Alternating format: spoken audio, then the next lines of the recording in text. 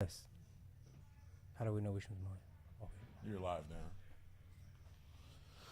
It's cool. We usually do a countdown at 10, and I'll wake up here in a second. Everyone can hear me. 9, 8, 7, 6, 5, 4, 3, 2, 1. And we're live on delay at Peaks, Dallas. I'm going to talk slowly for a little bit. I'll finish my Red Bull, and then we'll speed up. I actually have a guest commentator tonight because Nick Splawn is in Austin. I've got the very wise Tommy Ho in the booth. The monk, the guru. What's up, Tommy? What's going on, guys? Thanks for having me here tonight. Absolutely, man. Should be fun for the next 4 hours. Yup. 510 here is always a blast. And the good thing is I know a few of these players. I know Bridge Mike. I think this is his first time playing. Yeah, he plays on some streams. I've seen him a few times. We got 6 right now. We got some folks late. I bet they went to the Ranger Parade or something. But we got the boy in seat 2 with his bucket hat on and mask, his signature look. Doesn't give away any information. There's Benji in the 5, Ben 1010. This is his game. Plays 510 every Tuesday night and Friday night here at Peaks. And Benji runs this thing. And the camera's going to switch here in a minute when we start throwing out cards, but I think that is John in the 6th seat. He's been here a few weeks in a row. Good player. He got very stuck last Friday. Had a rough night. Bridge Mike. And Tommy, listen to how big of an idiot I am all the time with my brain. I've seen him play plenty of places. I played with him once at Poker House Dallas. I thought Bridge Mike was his name because he built bridges. Oh, yeah. I swear to God, like I never made the connection that he plays the card game bridge really well. I just thought that was like his business name or something because he's a bridge guy. Not a bad assumption. No, it's a terrible assumption. Who the hell builds bridges and goes by Bridge Mike? Plenty of people go by like Omaha Joe, you know? Mm-hmm. And then we got our boy from the Czech Republic in town still. That's Maddie in the 8th seat. And we're going to get started a little shorthanded, but we got some folks showing up. I already see Seinfeld in the building. He's probably my favorite player these last few weeks. Don't do that. All right, we got some action, Tommy. Let's talk about it. All right, let's see here. The boy standard open. I think, let's see, Maddie. He might 3-bet because he has the dealer button just to apply some pressure. Yeah, that was a $25 straddle, so it was just a standard open to 75. Yeah, I misread it. I thought the boy raised, but Maddie was the one that raised. Yeah. This is classic the boy stuff. He's going to play his suited aces for sure. So I think Maddie's going to bet, and I think the boy's going to probably float because of the backdoor clubs, and I guess he could think his ace is good. Maybe even his 7 is good. I've seen him float in this spot like 90% of the time. And Matty does go like 1/3-ish. An under bet. And he picks up diamonds.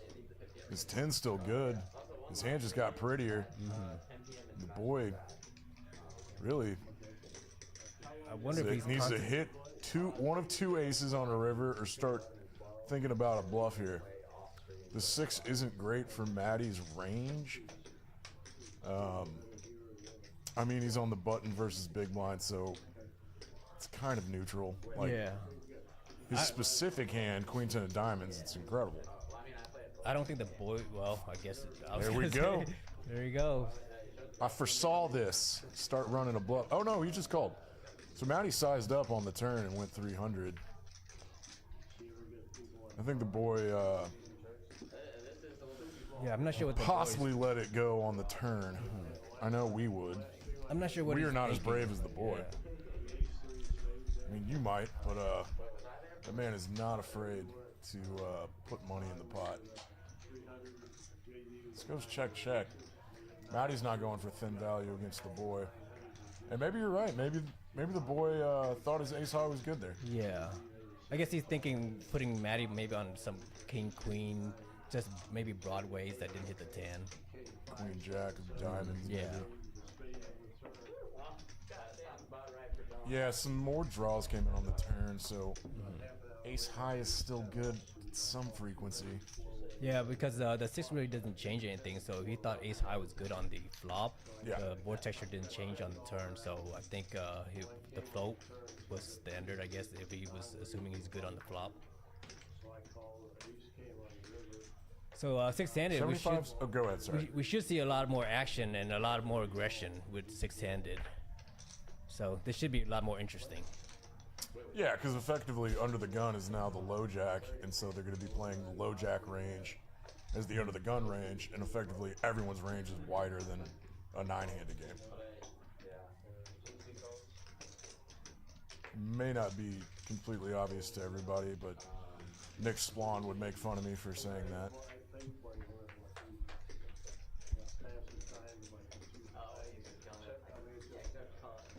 We're 3 ways here.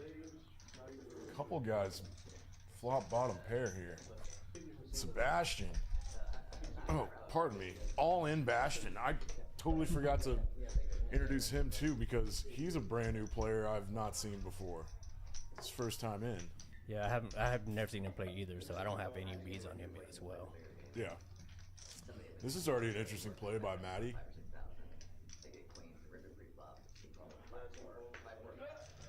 All in Bastion. Bet that button. Bet in position on the button with napkins, really. Backdoor straight draws. Just like sense weakness, take a stab, take it down 3 ways, you know? And then I think Matty picked up on that and check raised him with bottom pair. You love to see it. These guys are good. They're definitely not giving up anything.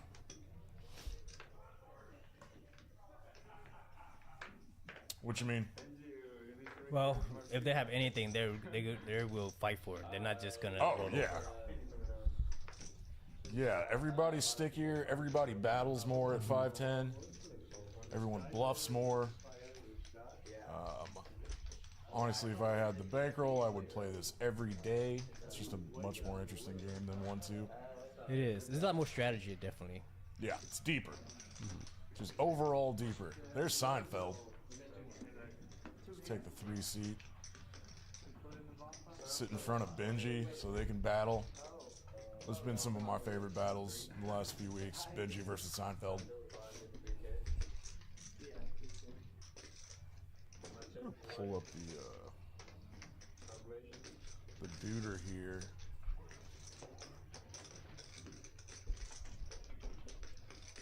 Starting slow, but anyone in the chat want to just let us know how the vocal levels are?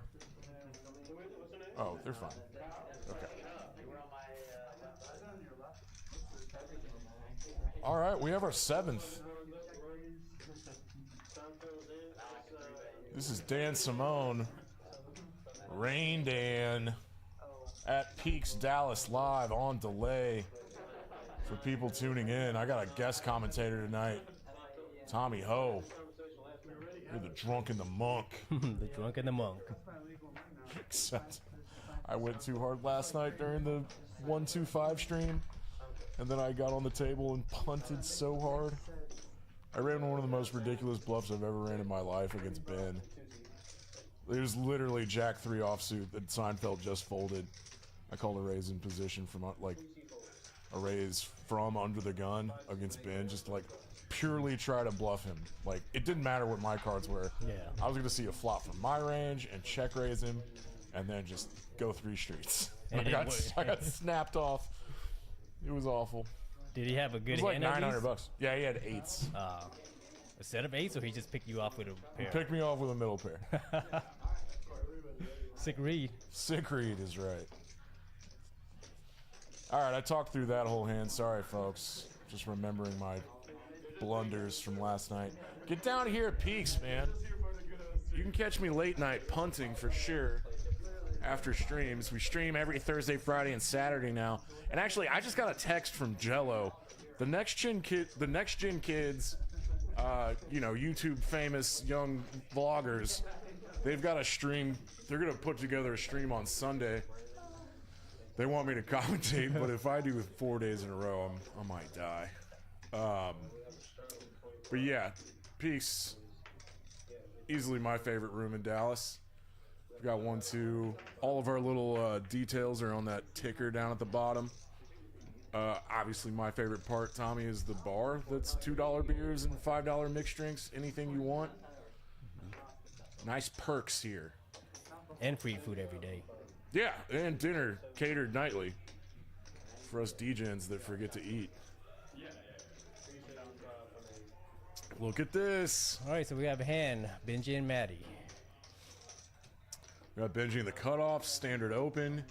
Maddie from the big blind, he puts in a 3-bet. It's a pretty large 3-bet. Yeah.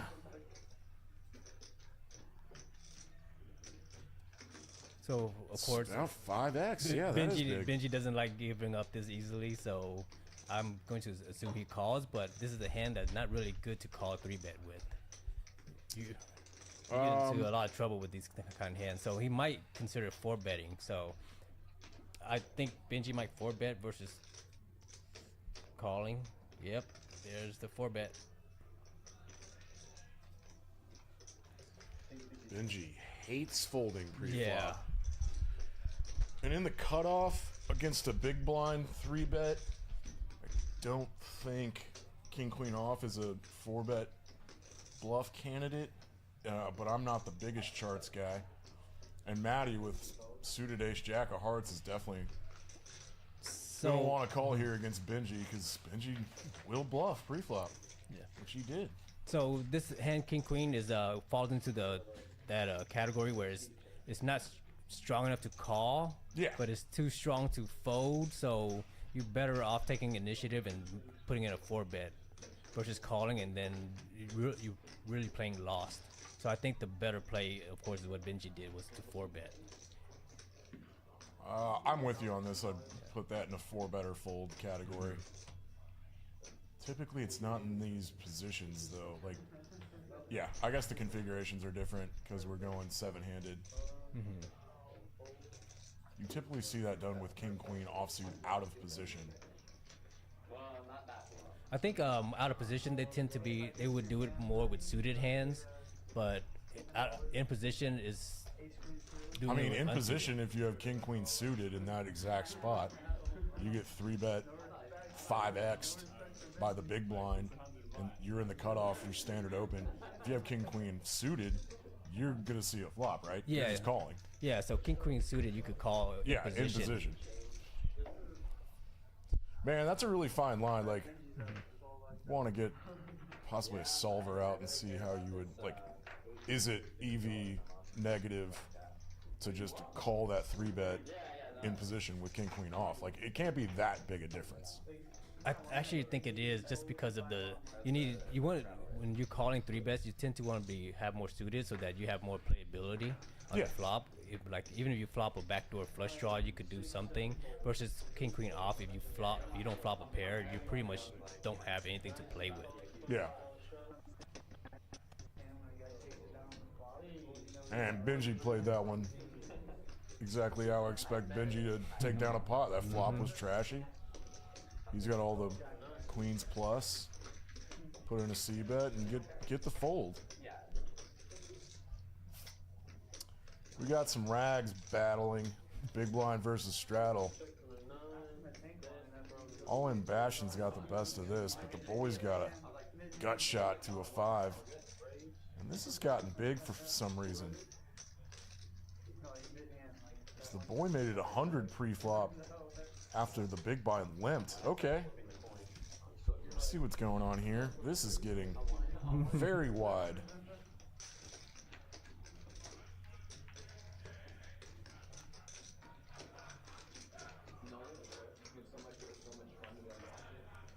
This looks...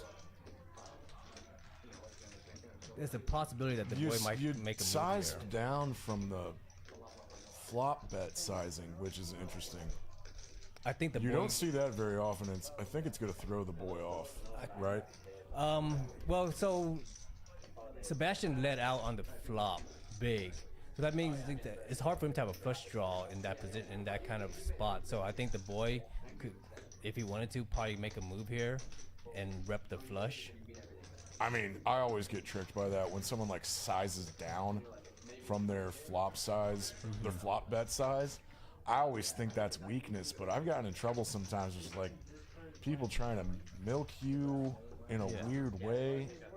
So with that hand right there, it didn't seem like it's important, but it's good to keep the context because so we noticed that Sebastian let out really big and then sized down. So we want to pay attention to that pattern and see if he uses it again in certain spots. So his bet big and size down was when he's weak. So let's see what happened when he has a strong hand. Will he keep the same pattern or he changes up the pattern?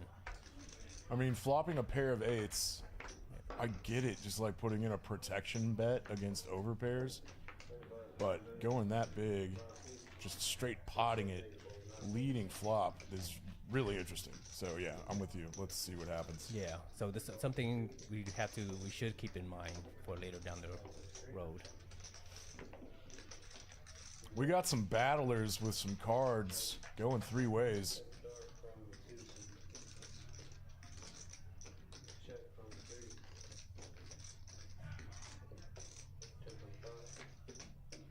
Flop checks through, and now Seinfeld has a top pair and a flush draw. The lion's share of the equity. I believe Seinfeld was one that opened under the gun. So his hand, Seinfeld was in the $25 straddle, and he's in the Benji straddle. opened under the gun. Okay, there we go. I'm trying to still reading this board. Yeah.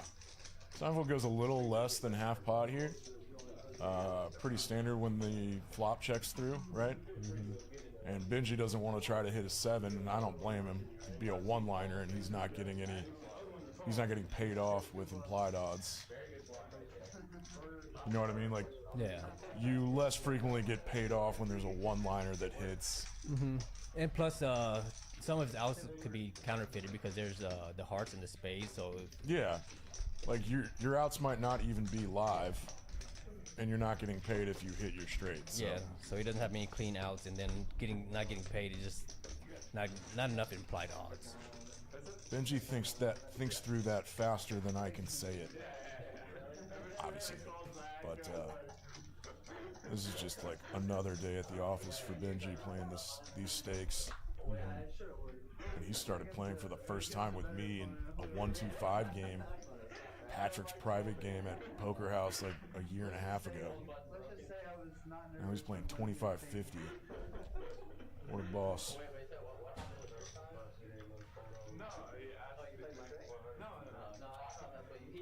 Sebastian with a pretty big open. Oh, this isn't a straddled pot? Benji's straddled probably. But it's 4x on the button. Yeah, that's pretty big. Benji defends with a suited double gapper.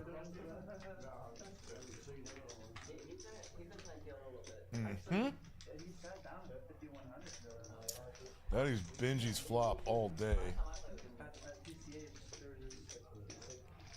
And I expected a check back from Sebastian, right?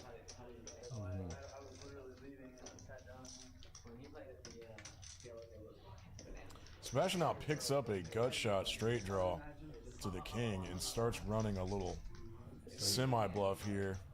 So he underbets. Then the next question is he gonna follow up with the on the river here? I mean, you have to if you're gonna underbet because you're not playing to try to hit the draw. Benji's gonna sniff this out, and for $50, he can't even fold the fourth pair of fives. Yeah, I think Sebastian, I would have liked him to bet maybe like 265 more. This is just, you're getting looked up by any pair all the time.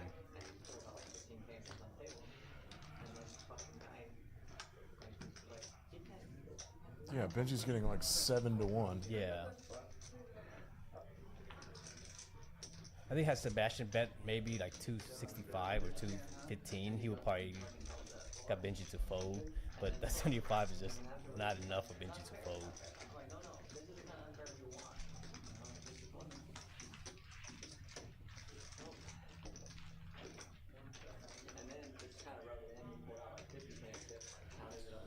I'm surprised the knit buttons aren't out yet. I'm guessing they're waiting for everybody to the table to fill up. Otherwise, it would be just at Oh, yeah, advantage. yeah. You can't have someone sit down in the middle of a knit game. And they have to wait an hour to play. Yeah, no. That's never cool.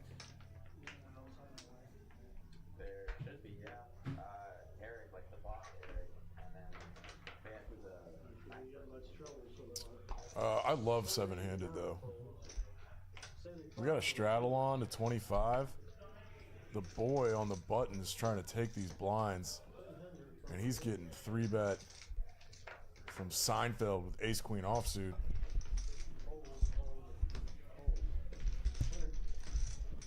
Have you seen Seinfeld play before?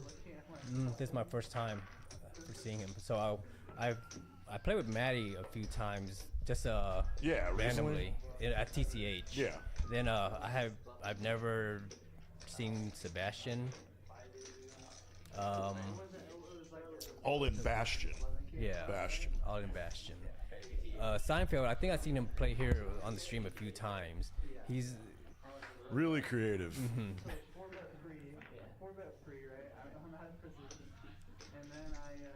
All right.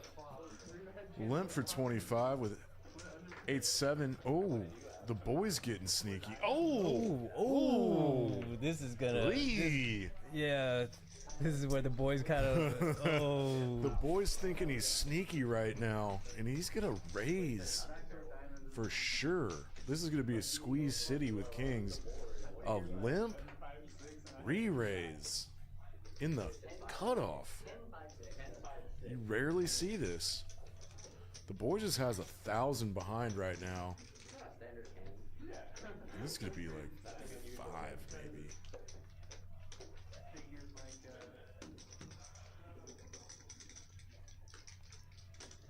Yeah, with the dead money in there, you got 2 callers, 2 flatters for 125.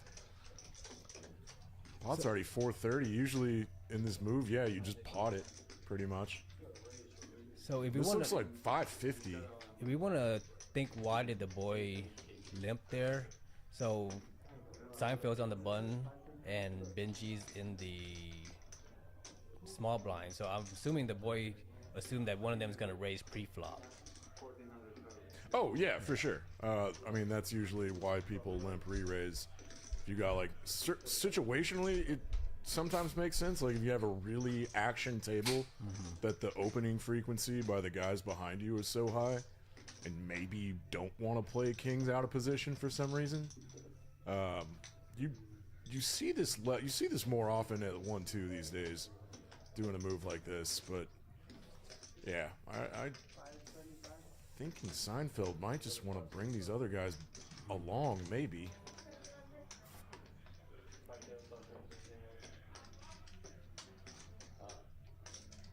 Yeah, so you don't jam in with Seinfeld's aces here, do you? No, I would like. You have the button. I would gamble and just make sure, just hope nobody outflop you, and that way you could try to win a bigger pot and be more. You have more room to maneuver. Yes, it seemed like it's a waste of opportunity to just re-raise, because the boy doesn't have that much money left behind. So you want to bring in other people and try to get more money into the pot. Yeah, I think that's why Seinfeld just. I think if the boy had All more, day. if the boy had more, I think Seinfeld would probably raise, but just the boy only had 1,000 behind. Yeah, sometimes you see people just isolate. If there's players behind, you want to force all them out with a 4-bet. Not scary for aces with the ace of diamonds. Scary for the boy. 3 ways. Yeah, but he's pretty much jamming. Yeah. And he pretty much has, what, 1 out left? Yep. It's unfortunate, but I think good for him. He only had 1,000 behind. I mean, how often do you just run into aces? Like, this aces versus kings cooler happens equally to everybody, and it's just a pre-flop cooler that you're getting stacked. Like it's just one of those truisms of the game. Aces versus kings, all the money's getting in, Yeah. and somebody's getting stacked. Like, It's just unfortunate for the boy that he actually made a move that he felt worked. but he just accidentally ran into aces. Yeah. It's a bummer. But he got 2 callers from his limp raise. Like, theoretic, I mean, in practice, that's what you want to have happen. Yeah. When you do this with kings. And then this kind of flop, and you only have a little bit left, get it in. That's the ideal scenario. Oh yeah, his SPR was like 2.5.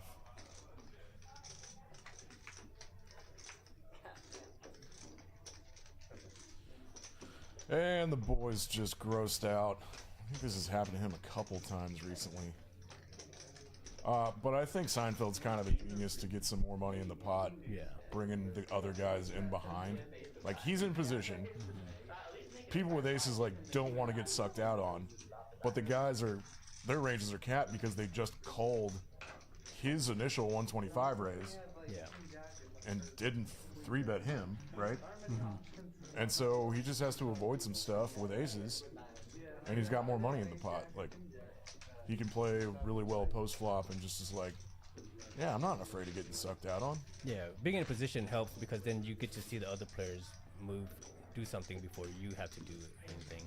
Absolutely.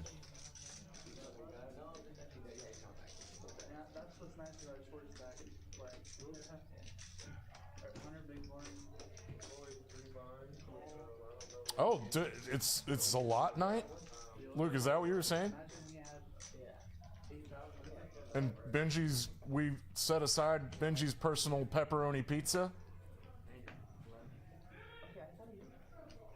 You know he needs that to play and Yeah. to run. To host this game, that's one of his conditions. It's in his rider. And he gets to eat at the table too. Dude, I hate eating at the table. It weirds me out. Other people can do it. It weirds me out when I do it. Yeah. What do we got? Both players flop a pair.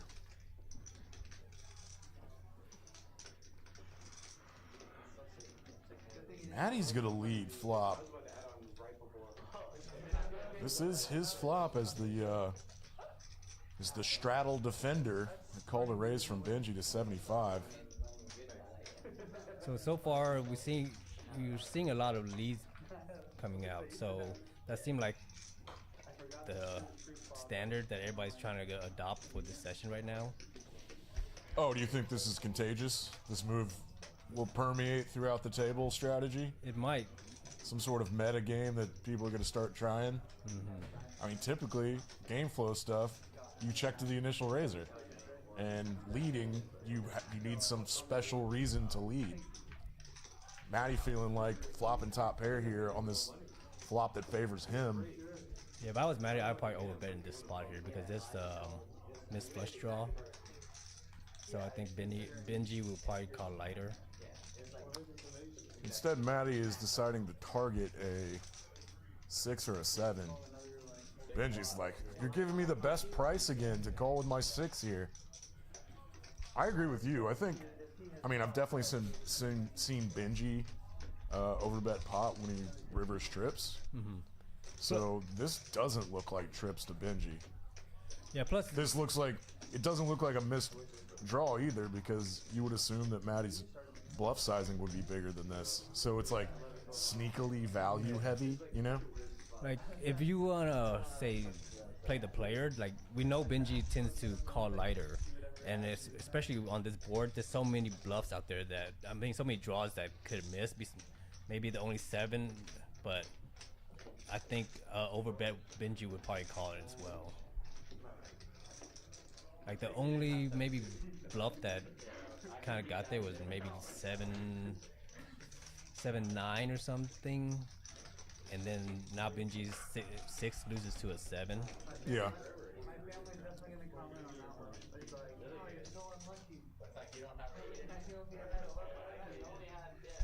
Yeah, no. I think Matty just gave Benji such a good price. Yeah.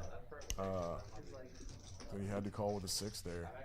But you're right. I think you can go 2 ways in that spot.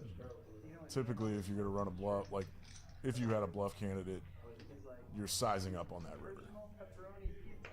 And I think that board is more conducive for you to polarize your range. Yeah. With the 8, whereas if let's say a king or jack comes out, well, you don't want to polarize because that king or jack could have hit your range with the diamond. So now you want to just go for low value. Yeah, I feel you. What do we got in this one? We got John with the nut flush draw.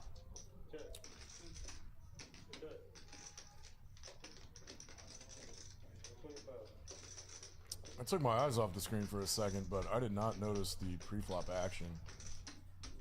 I'm assuming John was the initial opener.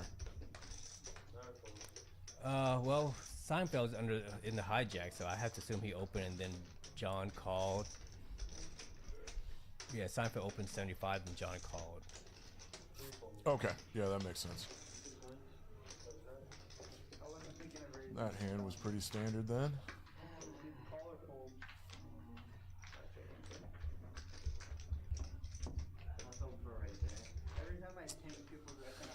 This is Peaks Dallas Live, Benji's 510 game, doing a little bit of a reset right here. My name's Dan Simone.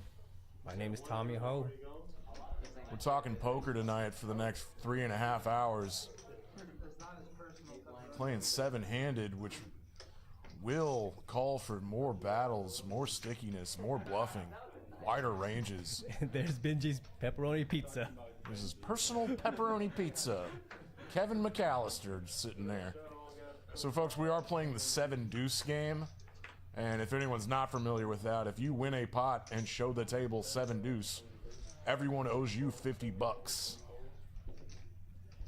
And it looks like this might get through. Nope, the boy is never folding this. He defends his $25 straddle, and spades would be a bloodbath.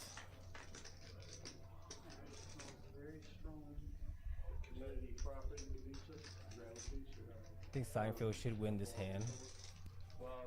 The boy might float with the bottom pair.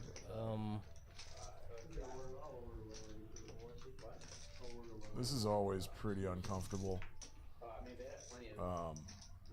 Like, how far are you willing to go to win the 7-deuce game and pick up $300 instead of like losing 500? You know. Mm-hmm. The boy getting sticky with his 6 on the flop is gonna win this pot. I don't see how Seinfeld can bluff at this. Turning a deuce into a bluff would be weird. Well, he might, because of the 7-deuce game, right? So I think he might go for the bluff. If he does, I think he might bet like 315, 350. But I have the feeling the boy will call.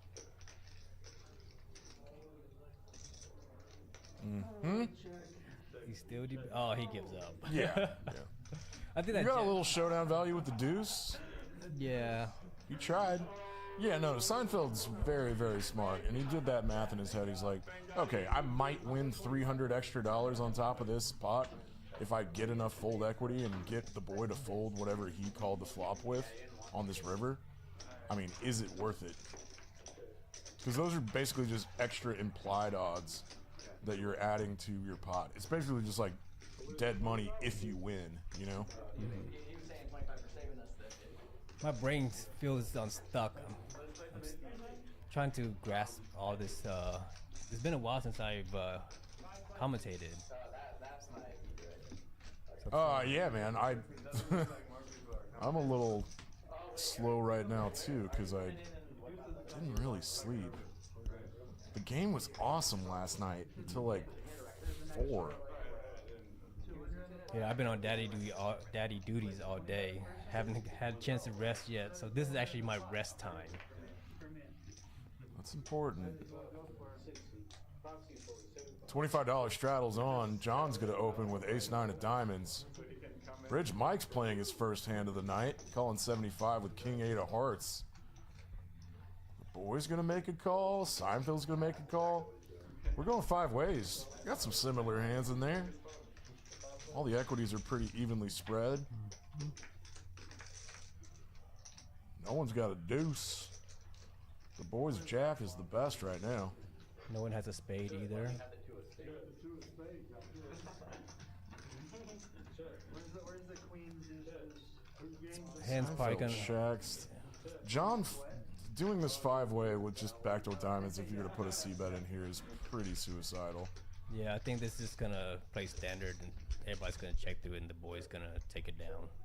Who's slow playing Seven-deuce? I have to agree with you. I'm surprised the boy checked twice though. Now they just got screwed. There's some bravery. Someone might want to stab at this.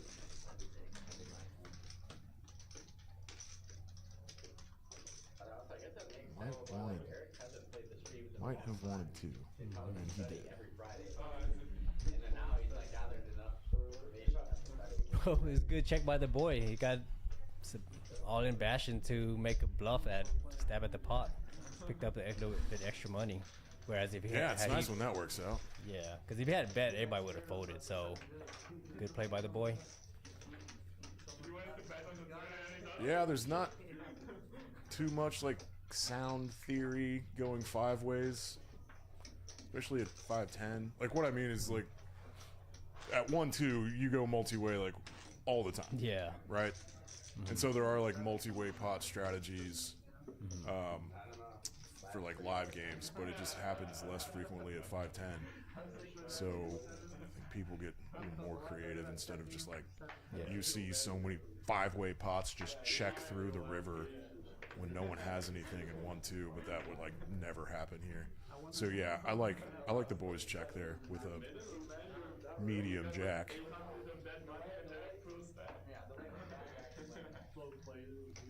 Benji's trying to win the 7-deuce game. Oh no, he's on the straddle. What's happening? Benji's 3-betting with the 7-deuce, try to take it down. Oh, okay, yeah.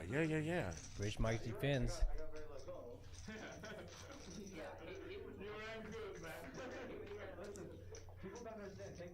And I think Benji's gonna take this hand. Bridge Mike just doesn't have any backdoor equities to play with. With Bridge Mike's specific hand, this is a very bad flop for him. But Benji, as the 3-better out of position, is not supposed to bet this flop very often. Bink! This lucky boy, still lucky. Well, obviously this is super disguised, and if Mike had a real hand here, he might lose some money, but this will go bet fold, and we'll see the next hand.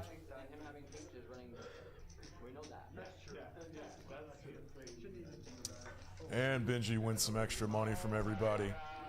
Pay the man $50. So with 7-deuce just now, he added $690 to his stack. That's gotta feel nice. And he gets to enjoy his pizza.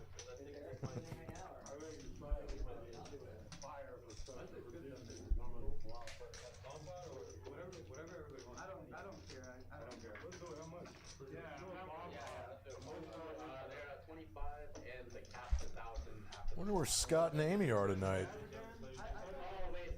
Oh, they might be out of town. They might have gone to the Ranger game. Ranger game's over. Yeah, a couple nights ago. Pure speculation. I don't know.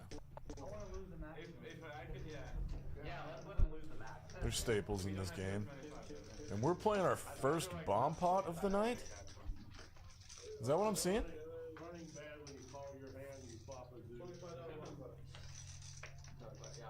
So in Benji's game, we do a $25 PLO double board bomb pot. So everyone in needs $25. You get 4 cards. Terrell's gonna throw out 2 boards, 2 different flops. The pot looks a little light, like.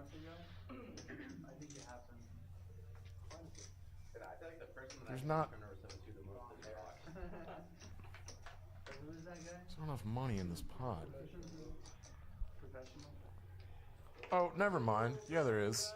There must be a black under there or something. And I think there's a $2,000 cap on these. Is 2,000 or 1,000? It's one. I have to be reminded every single week. Sometimes they increase it.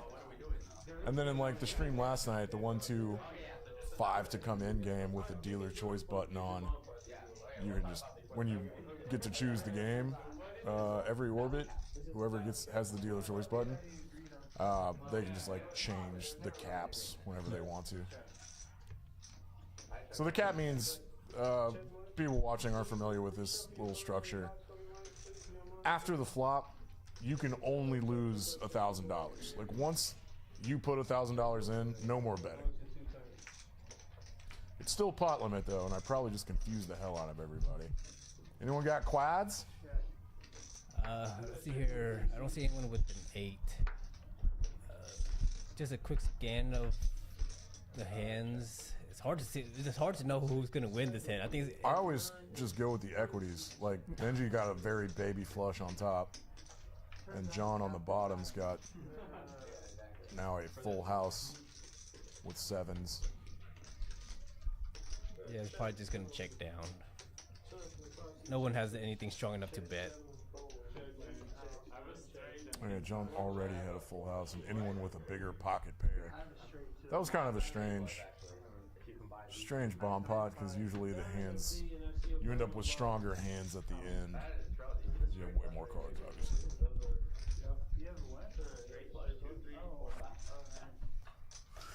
I'm gonna get my brain in gear. Yeah, I'm trying to get my brain in gear as well.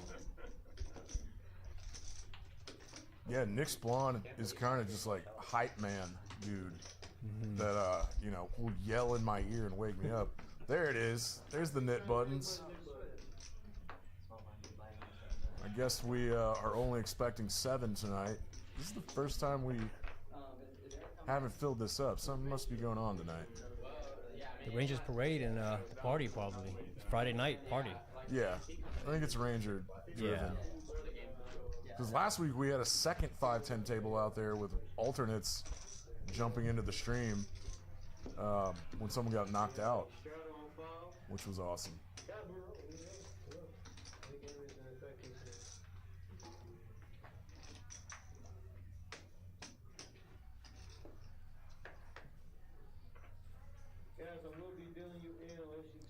Been a little quiet bridge, Mike. Let's get in the mix. All in Bastion. Real hand's just gonna limp. Limp.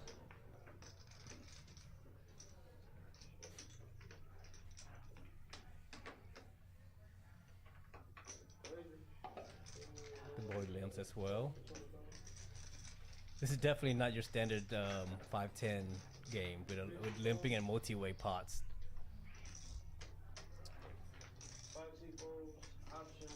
Yeah, no. The boy coming along for $25. Bink. He flops bottom too. This could get dicey for Bastion. Okay, so remember when we said last time, when he was weak, he bet big. So now he underbets with the strong hand. So his pattern, if we start to recognize, is that he bets strong with weak hands, and he bets small with strong hand. So let's see what he follows up here.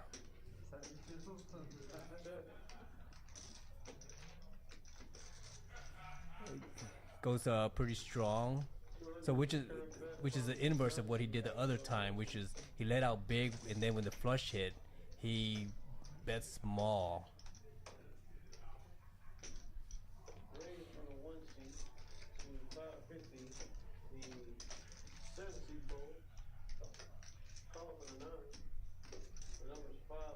Yeah, unfortunately, I think John's gonna lose. I mean, All in Bastion's gonna lose a big pot here.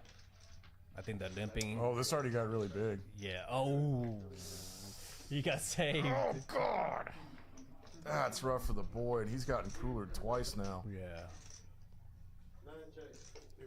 Sebastian did have 5 outs, and now he's doing a little trap check raise here.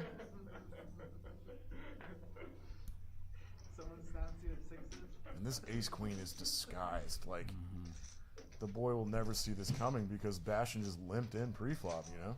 Well, so the boy has to put bashing on a range here, and I guess he's putting him on king queen because if he put him on ace king, then he's losing to 2 pair already.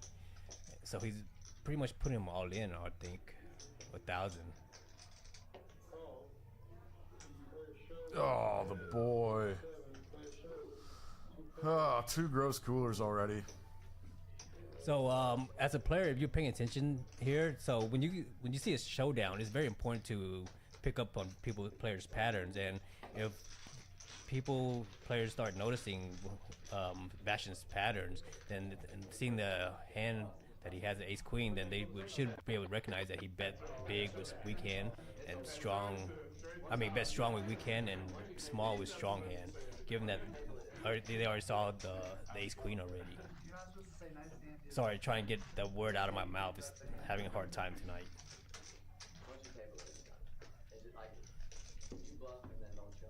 So then, if you start noticing that, then next time you can start making moves on Bastion if he starts betting big, because then you could kind of guess that maybe his range is a little weaker.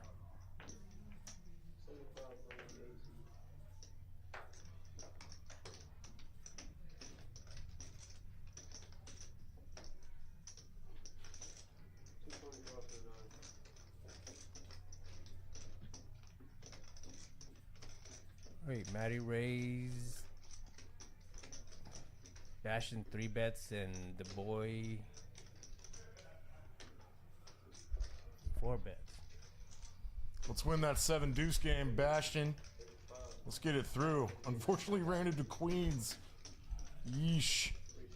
And the boy 4 bets him on the spot. And it's kind of a click. It's about 2x because the boy is now short. And his sizing is going to be... And John rips with jacks. Yeah, the boy just doesn't have... No, we got Bridge Mike with... oh, no! Yeah, Wow, what a hand.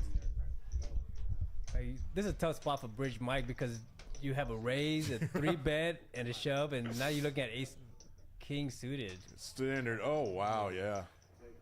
You have standard open, 3 bet, 4 bet jam. That doesn't happen very often.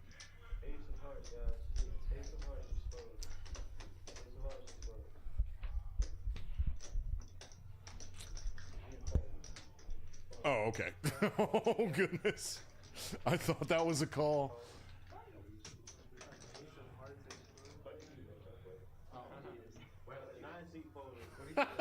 Okay, I see what happened there.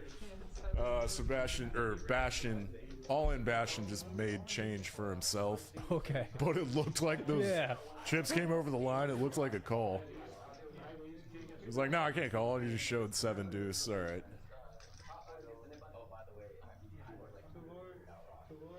That might get you in trouble.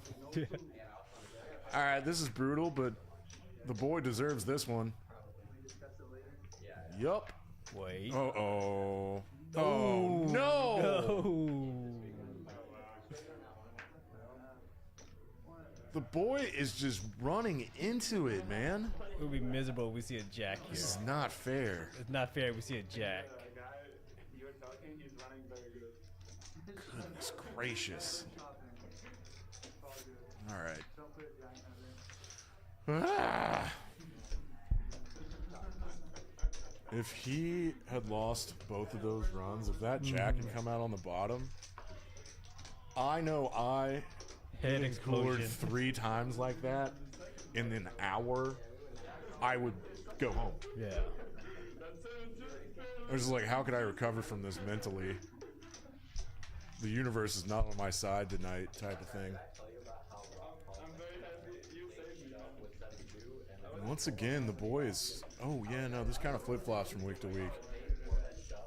Early on, the boy can either be up a lot or down quite a bit.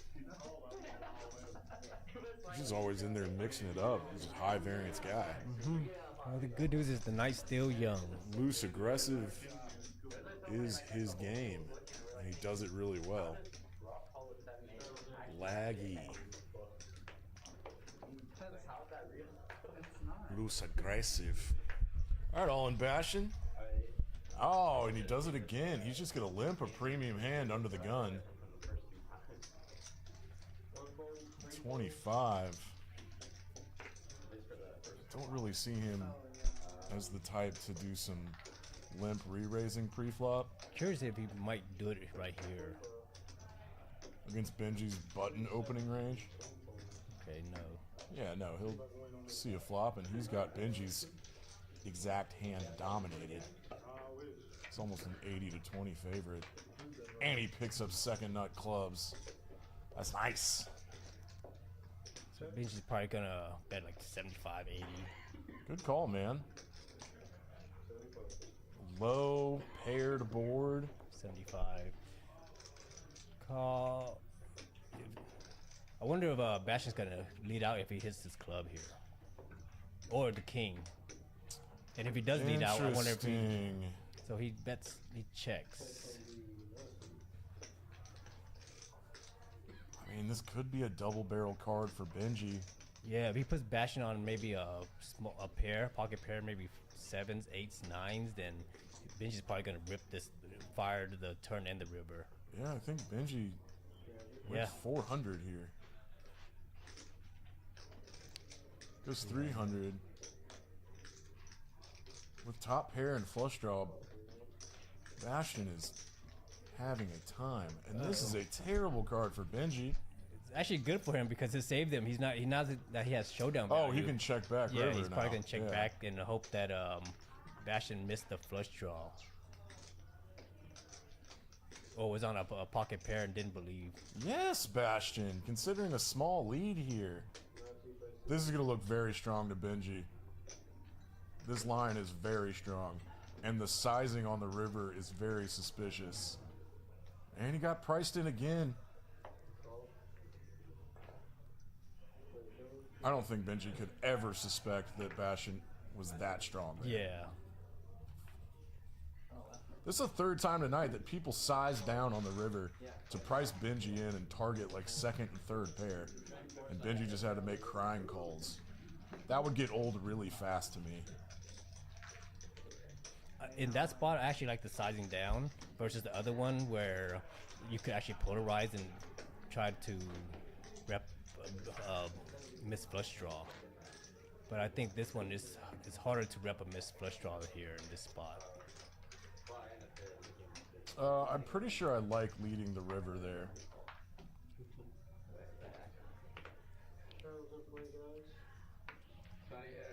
Yeah, I don't know. I'd have to look at that one. That was an interesting hand. It's a mix. It really depends on what you put Benji on there. Like, if you put Benji on just a king, then yeah, it's a 50-50. But if you put Benji on, I guess, Brendan bluff, then you want to check to let him bluff in that spot.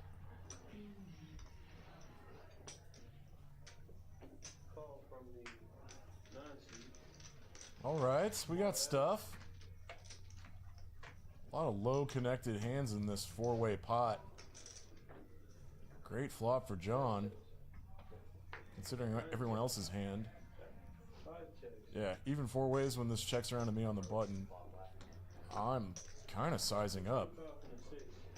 I want to target worse queens. I want to target flush draws, even though I have the ace of hearts. And I'm just not too worried about sets here, you know? Like, Yeah. it's a really good flop for ace queen. And it's a board texture where there's a lot of draws, open-ended straight draws, flush draws.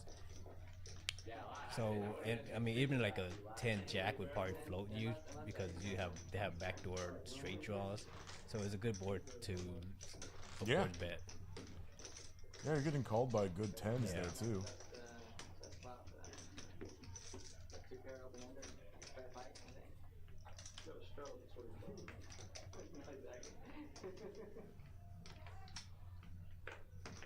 These guys are much better than me, and I have to do a lot of speculation about, you know, what I think they're thinking about. And sometimes it's kind of fluffy. It might sound like bullshit and not theoretically sound, but we admit that. I mean, I do. That's the fun part, trying to get into these guys' minds. Yeah. Poker's a sport. People play it differently. None of us are robots. I mean, Benji's kind of the closest thing to a robot we have. Seinfeld knows how the robots think too. So we Yeah, have another- we I'd have be another very pick. scared of Seinfeld if I was at the table with him. So here's another lead again. How is this always happening tonight?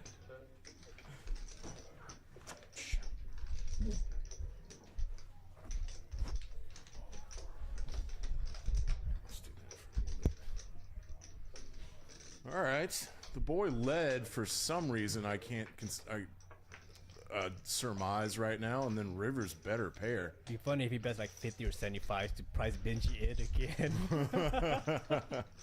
Benji showdown value checks back River. Benji's like, how does this keep happening? You know, if I was the boy, I would probably put in a bet of $50 in there, because your ace is probably ahead of a lot of Benji's calling hands. And then, so then you have to think, okay, what if Benji re-raises here? And I think I would have bet small with the intention of calling a re-raise. The induce a re-raise bluff call. Yeah. Interesting. That's a creative move you don't see very often. Because Benji just didn't seem very strong, and his hand seemed like what he had, just a small pair, maybe even a 3. Yeah. All right, Benji. That's pretty. Bastion calls in the small blind with offsuit 6-5. That's ambitious, and they're running into ace king. Getting popped immediately. I like the way Bastion's playing. He's being creative and he's getting into pots, but he's not trying to go like nutso and try to bully anybody. He's just playing a little bit tricky and mixing things up, which is creative and fun. Yeah, these guys I don't think have ever played with him before. I mean, I've never seen him. Yeah. It's probably his first night in. He probably watched the stream and heard that he can get in this great game. Oh my. A back raise after flatting in the small blind? That's wild, man. And it's huge. Unfortunately, the boy's gonna, of course. Hey, snap him off. Yeah. This is huge, though. Benji can't do anything. God, that never happens. Benji's confused and scared. You think the boy's gonna get out flopped here? Bastion Probably. 5, the way the boy's running. He's running like ass all night. Like, if he gets cooler again here, I mean, it's 65-35. It's not crazy cooler or anything. Maybe I use the word cooler too liberally. This would just be a sucky loss if he sees a 6-5 and just gets out flopped. Oh, don't do it. Okay. Ace King's in great shape now. Oh, okay. Oh, a chop. No way. Well, it'd be miserable. 8 or 5 comes here. Here we go. Don't. Okay. Oh.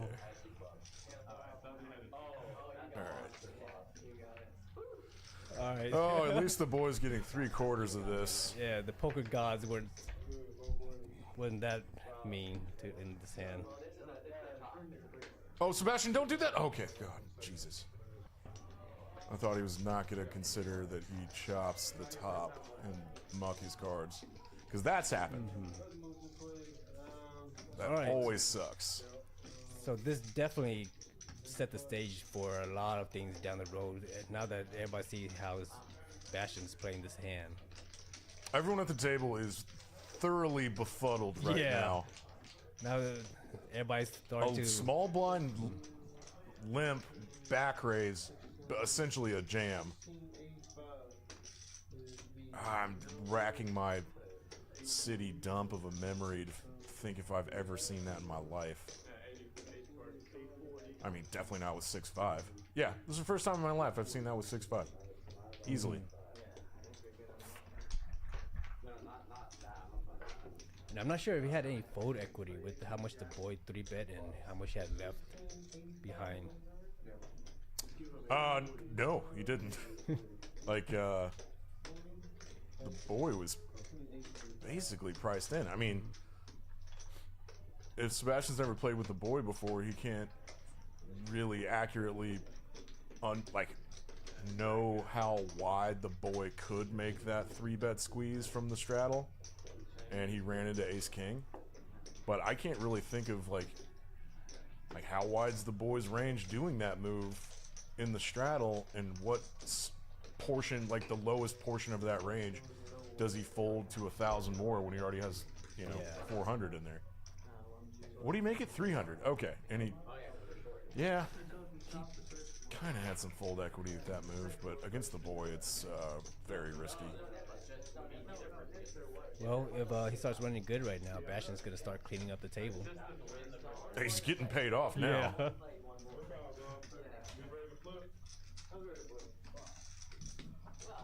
Pizza. Yeah, let's do a reset. This is Peaks Dallas live on delay. My name's Dan Simone. I got Tommy Ho in the booth with me tonight, the Monk. And we're playing Benji'S 5-10 game tonight. He's had his personal pepperoni pizza to make his brain happy for the game. It was free because our proprietor, Eric Jewers, and Danielle Jewers are the providers and get us degenerates dinner every night for free. And it's fantastic. And since it's non-profit, somehow has the cheapest drinks in the city. And we're in the design district, and all of our little perks and, the resume of the house is down there on the ticker. All right, Tommy, catch us up. I've been yammering. I think this is just a limp pot of a non-standard 5-10 hand again. A lot of limp multi-way pots. All right, Bridge Mike.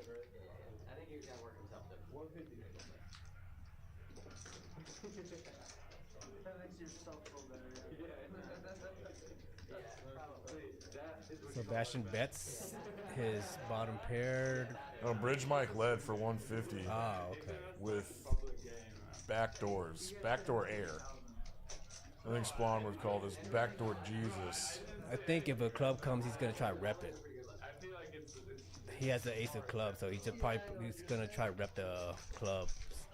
Yeah, that's probably what the move is. He's just not slowing down. No. And he goes big. This is an overbet.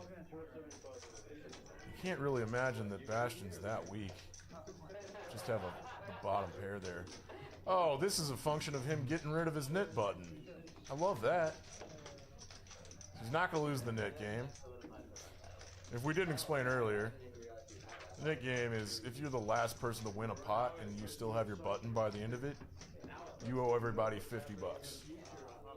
So this is where it gets interesting when you have 3 people or 2 people left with the knit button. Yeah. So the dynamic's gonna change a lot, and this is where we want to start paying attention to who has the knit button and their position.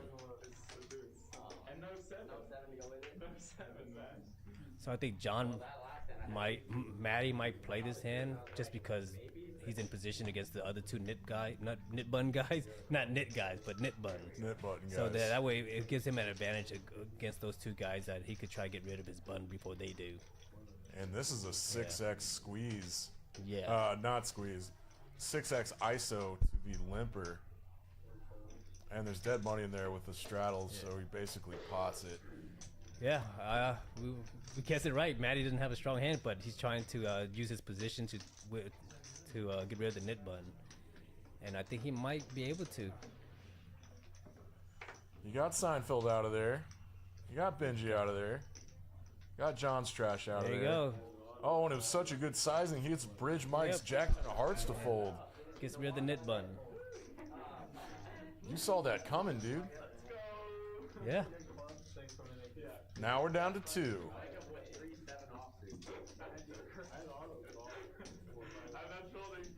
I guess it's nice that it's not a full ring tonight. It's only 7 players, so you're only losing $300 instead of 4. Did you see that Shamgod lost the nit game last Friday 4 out of 5 times? Are you serious? He lost $1,600 in the nit game. Oh, man, he's got to be miserable. He was hating his life. Yeah. And somehow he won a couple decent pots by the end of the night and just ended up breaking even, I think. That's a win. Yeah. It's a $1,600 win. All right, so we got Seinfeld with the hand. We wondering if Benji's gonna defend to try to protect it. I guess prevent John from getting the nit button, but no. I mean, prevent Seinfeld from getting rid of the nit button. Yeah. I think everybody knows that sizing up like this is a function of the nit button. So Sebastian does make this call with Jack 10 diamonds. That's nice. Going Sebastian, he hasn't gave up easily, so he's probably gonna float here. Depending on how much Seinfeld bets. There he is. Juanito. Still on one. Hey, buddy. I think I want a nice, delicious beer. Like, that's my go-to, but I think I want a Stella. Yeah. Yeah. I already have my water on the rocks already. He runs clean.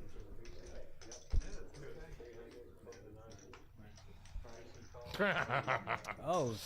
Uh-oh. So Bastion did a min raise. This is not gonna be good for Bastion. Sebastian check min raise? Yeah. This is very unorthodox all the way around. Pretty much all night from Sebastian. Or Bastion, we keep calling him Sebastian.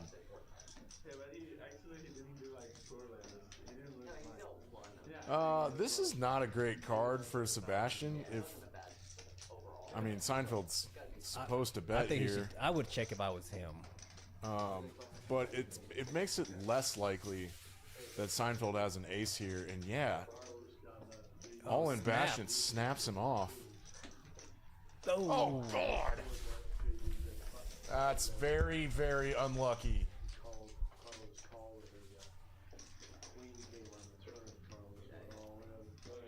How big does Seinfeld go? I mean, what's he targeting? It's really unlikely that Sebastian, or all in Bastion, has a jack here now too, so that's a rip. Oh, gross spot.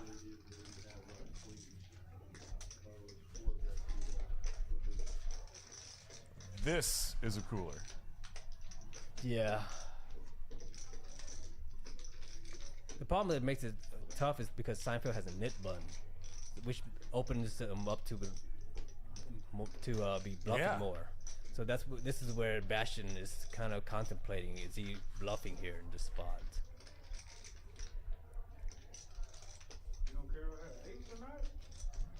This is a big bet. But just the way this board texture and 2.2. the way it's playing out, I don't think this does not look like a bluff in general. But like, people are not bluffing in this spot right here a lot, because you get check min raise and then you get called. I mean, you check min raise somebody and you call someone and then they go all in. They're not bluffing here. So if they're not bluffing, then you have to assume that they have an ace. Yeah, I don't know why, but I would just like completely disregard the check min raise. Like, if I was in Seinfeld's spot and I was gonna run a bluff here, I would just completely disregard like how it narrows. Well, from Bastion's how it narrows Bastion's range and my range if I called a check min raise. Well, from Bastion's perspective, when you check min raise and you get called, and then you get shoved on the river, it's not a it's not a bluff line right there. I mean, you have to this game tree is really thrown off because of the check min raise flop. Like, that never happens. It happens very infrequently. Seinfeld's natural bluffs here, if he wasn't super wide because he was on the button and he's got the nit button, King 10 spades, King Queen spades, 2 3 spades. With those hands, I think he would check on the turn. That's sucky. That's rough, Bastion. Yeah.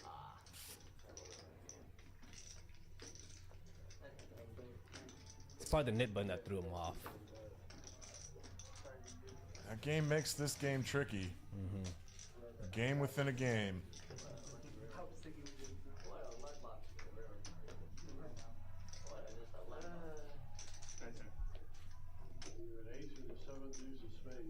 Nice fat pot for Seinfeld. He's already up 5K tonight.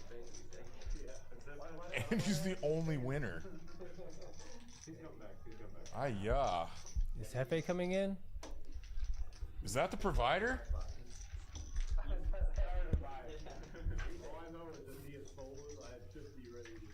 Who's Jeff? El Jefe. Benji lost the knit button. The knit game. That doesn't happen very often. Pay everybody $50. Alright, my brain woke up a little bit. Red Bull helps.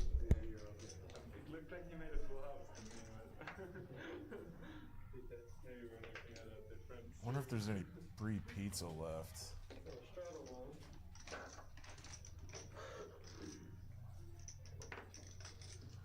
Seinfeld's glowing after the poker gods gave him that big gift. Can you ever get away from a jack there? In that spot, I think you can because the turn bet, like if you get check min raise on the flop, you're not betting the turn there with a draw there because then you could get popped and you end up having to fold your draw. So people tend to You're gonna get double min check raised or something. So then people tend to check the turn back to try to get to the river and then make a decision. So, Realize their equity. yeah. So when he bets and then when the ace comes and he bets there, he most likely has an ace in that spot then.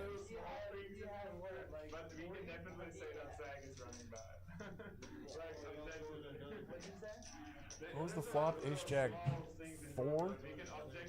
Yeah, with the ace jack something with spades. Ace Jack 4, 2 spades. I guess there's a few combos of pocket 4s there that do that. Pocket 4s might 3-bet to a min click on the flop. Alright, alright. Now we're chasing our tails. Here's hand 27, folks. The boy opened under the... Well, the boy got a walk. He was the $25 straddle. Everyone folded to him. There he is. Seat 2, Eric Jewers, El Jefe, the provider.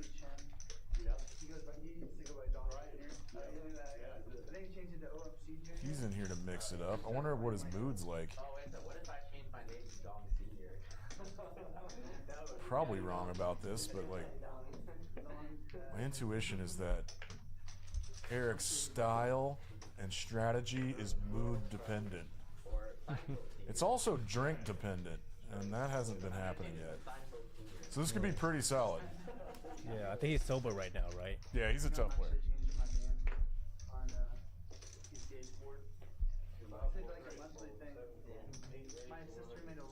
Man, bummer for Bridge Mike's been considerably card dead. Matty from the small blind put a raise in. I assume Bastion's coming back because that's his $50. Yeah, I hope he does. back. He's fun to watch. Very interesting player for sure.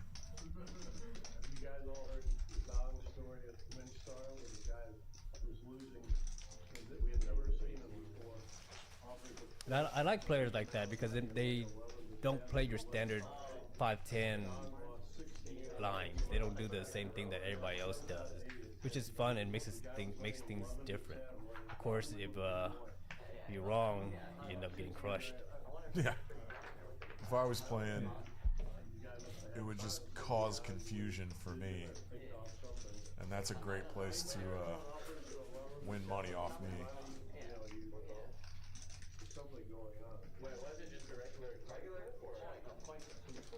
I'm trying to decide if I'm gonna. I haven't played on Tuesday in a while, but the 510 on Tuesdays, it's gotten pretty good. There's been some new faces in there. Yeah, I haven't played here in a while. Why? And I've been playing more morning games because I get to get my yoga workout in at 7:30 and call it a night. Oh, that's nice. Yeah, and I've been actually going yoga 4 times a week, so been very, you could say, dedicated to exercising lately. The practice. Yeah.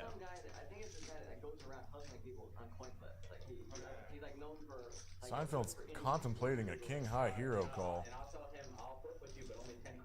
Yeah, there's not a lot that the boy would connect with.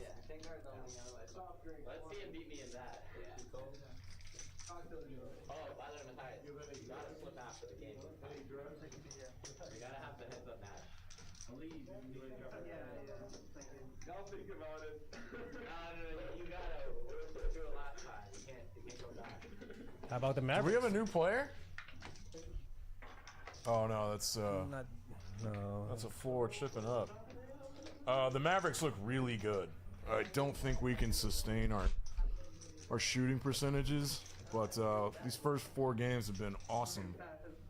And they're actually playing Denver right now in this new tournament. And that could be bad. Oh, it's not till 9. Okay. NBA in-season tournament group stage. I haven't read Cool. anything about it. I have no clue how that works out. You ever watch any English soccer? No. Okay. So the equivalent is like the FA Cup, where like you have your standard regular season over there. They don't do playoffs, so they've chopped this up to where they do a standard regular season, and if you have the most points at the end of the season, you win the cup, right?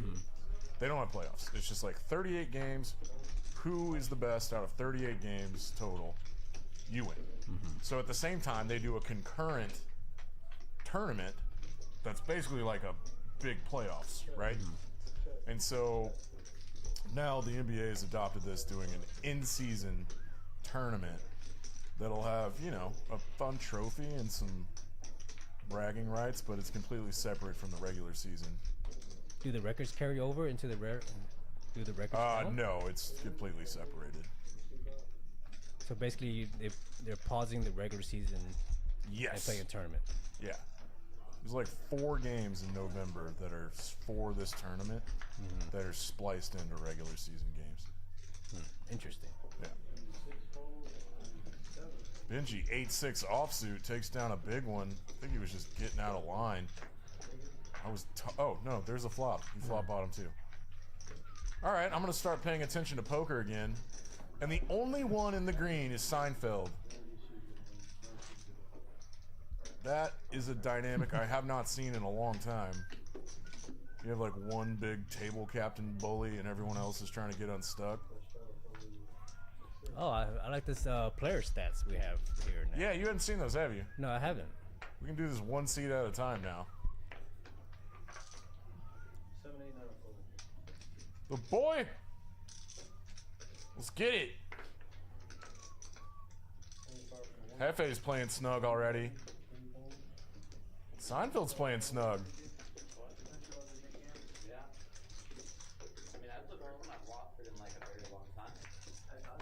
John does not.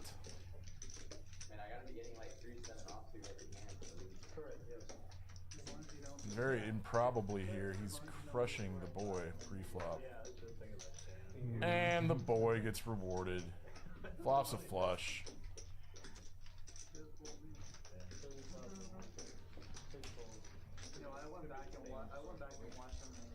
No problem, Juanito, you're the best.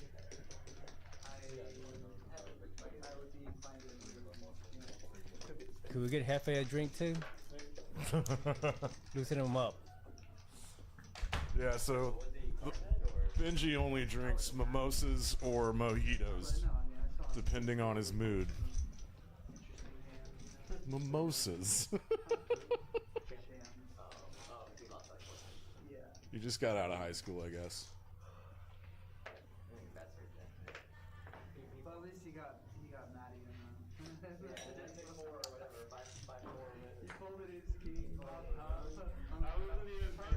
Oh, there we go. That's why we're missing some players, I guess. Choctaw WSOP main event is today. This week. Oh, God. I hate when rooms clear out because there's a big Choctaw tournament. I've never been to Choctaw. And I don't really need to. I'm not a tournament guy. You don't play tournaments either, do you? No, it's... I don't like to have to sit there, and once you sit there, you're stuck.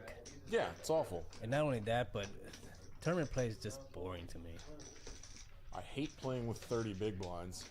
Yeah. And then when you're deep, really, it's very insignificant, the chips that you win. So at the beginning, when you're deep, it's really very little value in playing. And when you're short, now you're pretty much playing just shove fest. Your push-fold charts, which I will not take the time to learn. I just won't. We got action, folks. Hand 33, Hefe's playing a pot with sixes. First hand of his night. Oh, Bridge Mike. Getting the best of this. Checks to the initial razor. Hefe's getting clicked. Sixes might just want to bail.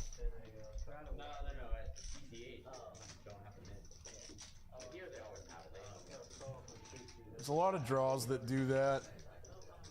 I don't know for that sizing though. So Bridge might win. Going for the check raise, huh? No. It is time to fold sixes.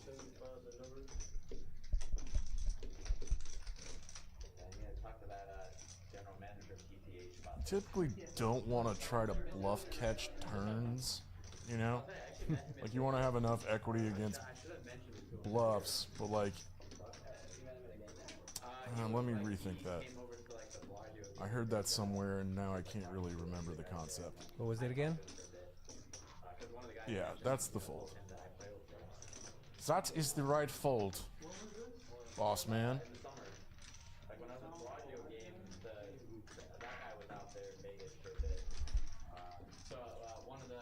Like, you know when you have a really marginal hand and you're like, you're on the turn and there's a lot of draws out there and your villain is betting big, right? You're like, I think I'm good here. I'm pretty sure he's got bluffs. But then there's so many bad rivers for me that like bluff catching on the turn this big, it might be like completely EV neutral to just fold there too. Yeah, because you know what I mean? Like you could be right, and the river still hurts you. Yeah, you're not very strong, and your villain's polarized, so half of his range is nutted.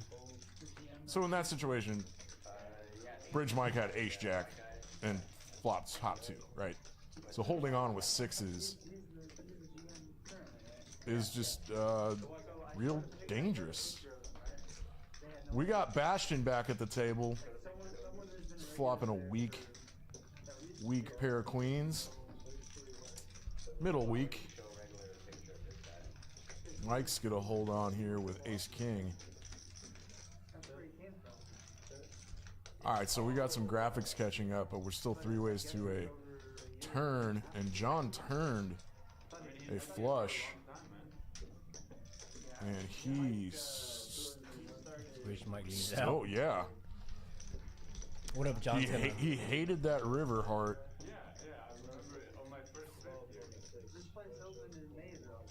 Did John just call with nut? I think the graphics is wrong. I have to assume John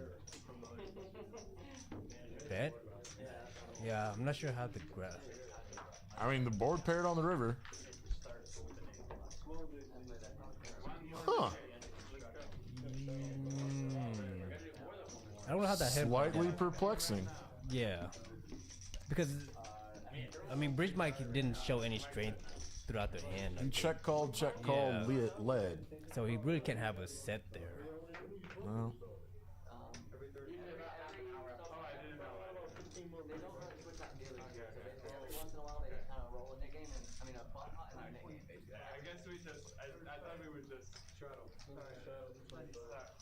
Seinfeld with 10s. He's going to open in the low jack.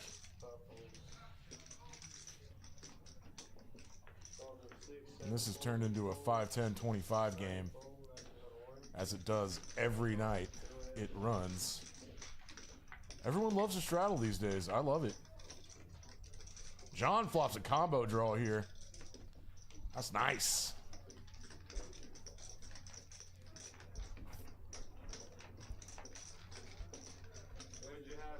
This is like semi-value, semi-protection. Betting this flop with 10s. Getting called by flush draws. Getting called by a 9. You'd fold out some overcards sometimes. Yeah, that's ace is not good because there's a lot of flush draws that could have an ace, or a lot of will cards that could have an ace. Absolutely, yeah, no. Seinfeld with his specific hand and the flop action knows that that is a bad turn for him. Yeah. So this is the spot where you're talking about here. Yeah, you could bluff catch, but the river's gonna bring in a lot. There's no pretty card that you really want. I don't like bluff catching 2 streets at like the bottom third of my range. You know what I mean? Yeah. And let me go study up on this concept because I'm kind of a little fuzzy on it now. Maybe it's like an exploit that I don't do right. I mean, there's a lot of other variables in there. Position, stack sizes, the player. So it's not just in a vacuum. You know what I'm going to do? I'm just going to go ask Seinfeld about this exact hand later, and he'll tell me exactly what he's, running through in his head to figure out if he wants to call or fold here. I called it. You folded. There's so many bad rivers for him. Yeah. You know? And he could probably already be drawing to 2 cards, which he was. It's a good fold. Especially when John hasn't shown to get out of line or anything yet. Yeah. People watching might be like, oh, well, we know his cards. We saw that he had the ace. He doesn't always have an ace, and, Seinfeld's got to put him on an entire range. Mm-hmm. And if John's betting there, chances are he's going to bet the river. So Seinfeld, if he's planning on calling there, he knows he has to probably call a big river bet, and it's better to just fold early. Yeah, John basically potted turn. And so he either has like a really high equity bluff or, a nice ace, or some 2 pair. Straights.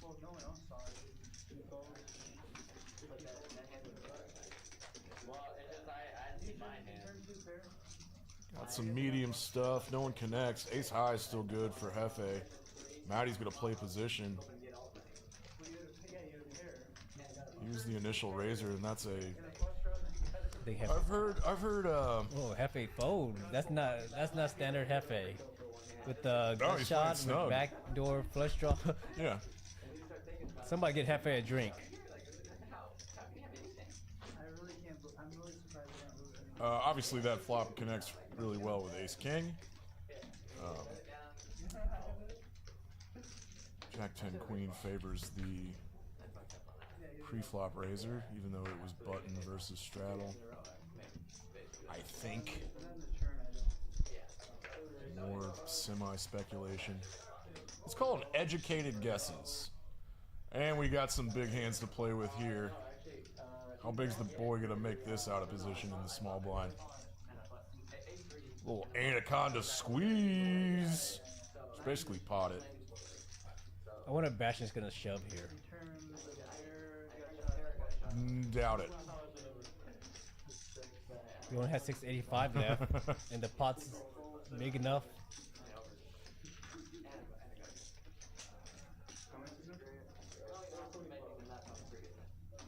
Uh, 425 is bigger than I thought it would be.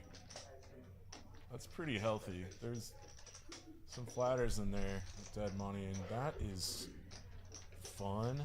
Is that a raise? It's like a raise. Is this a 4-bet to 11? Yeah. All right, Maddie. Don't know if that's a player-dependent 4-bet. You know what I mean? Yeah, this is a spot. It looks like a squeeze. We talked about this hand The earlier. boys bet remember? looks like a squeeze, right? Remember the king queen offsuit versus king queen Yeah. suited? So you can call more often, but now that you have a guy behind you, you want to sometimes put a raise in to buy position, basically. And you were right. There's so much money in this pot already, he just rips. Everyone's got really similar equities here. This could be fun.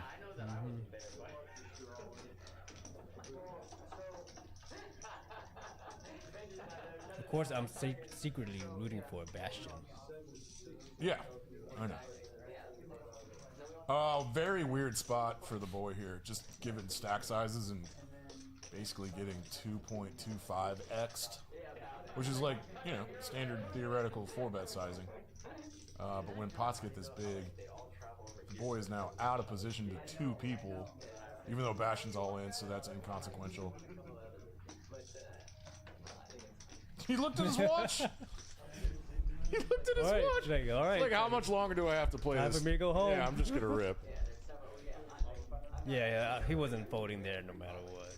I think maybe he was just trying to get Maddie to. Yeah, call. Maddie's priced in, basically. The boy does this sometimes with jacks. Same hand. Ace queen. Ace queen has you dominated. Ace king has you dominated. Luckily, their equities are very similar here because Bastion's all in.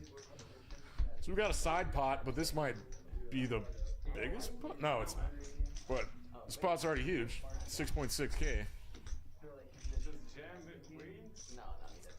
Yeah, and Maddie's 4-bet in the cutoff really kind of threw a wrench in like standard pre-flop play that this hand should have, you know, go through. And Bastion's stack size. We're seeing a lot of unusual things tonight, which I love.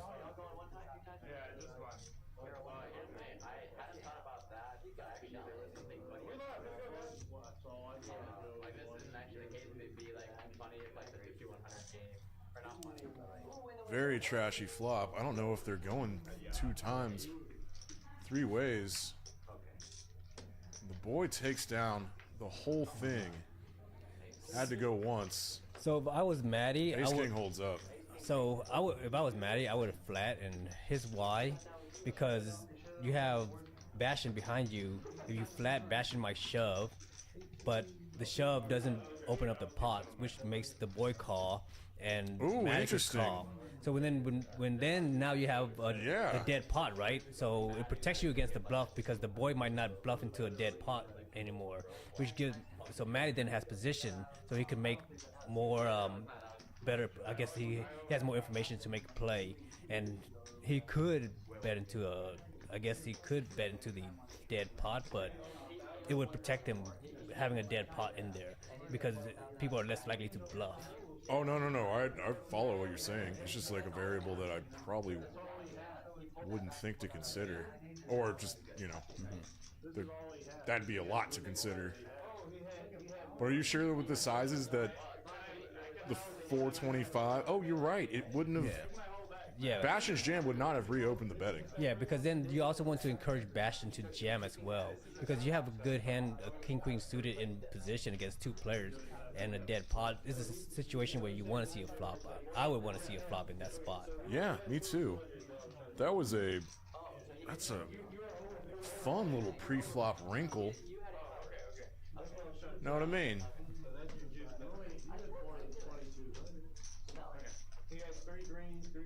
We've got some pot cleanup happening. And the boy is now unstuck from those 3 coolers earlier. He's gotten some pretty strong hands. He had an ace-king a few times already. Oh, yeah. Queens, kings. Yeah, this is not a... the first hour last week, the deck was pretty cold, and then it heated up real hard. So, like, I think card distribution tonight has been normal. But now we got a couple big stacks.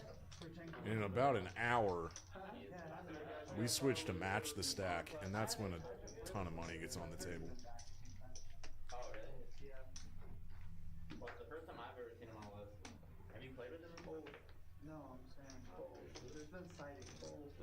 Yeah, I feel bad. That was a rough spot for Matty because he priced himself in. Yeah. And how often does the boy have him completely dominated with Ace King? But the 5-bet jam out of position is pretty indicative of Jacks plus, Ace King, Ace Queen.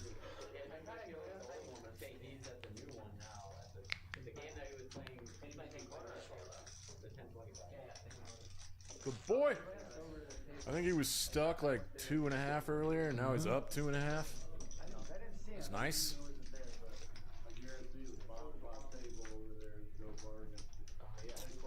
So how long? And bummer until, for you, man, because Bastion called it a night. Yeah. How long until they bring in the knit button? What's the standard procedure here? Whenever Benji feels like it. It's his game. I'm going to let you play-by-play this one because I have to use the water cloth. All right, let's see here. The boy raises the straddle. Hefe 3 bets. John here, tough decision in the straddle. He might fold here just because King Jack, while it looks pretty, it gets dominated a lot. Of course, the boy's not gonna fold. He might even 4-bet small here.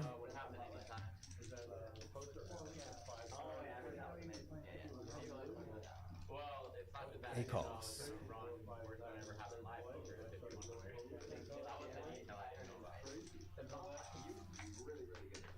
Well, nice good flop for the boy.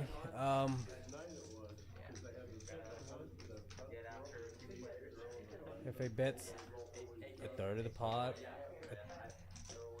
I think the boy might just call here, just so because let Hefe bet again. There we go.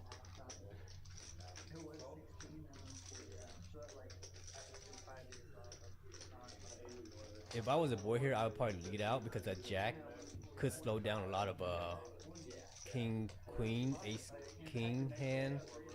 But if he has king jack, then you could get value out of king jack, and you could get some value out of flushes.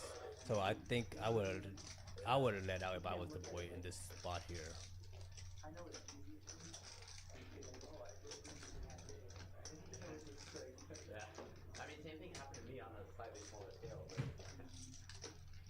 See, pots 1.1k. The boy, I would assume he's just gonna go for value, just half pot maybe. Unfortunately, Hefe's not gonna call here. Just if it was just, oh, he does call.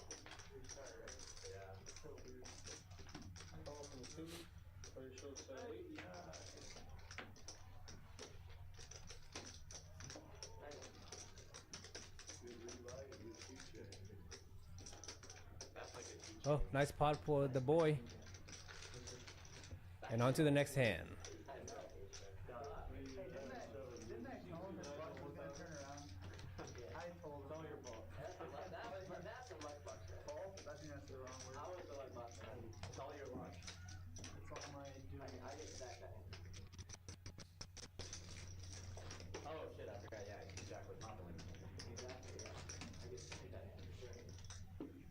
All right, I'm here by myself, and I am Tommy Ho, the Poker Monk, and you are watching Peaks Live delay stream.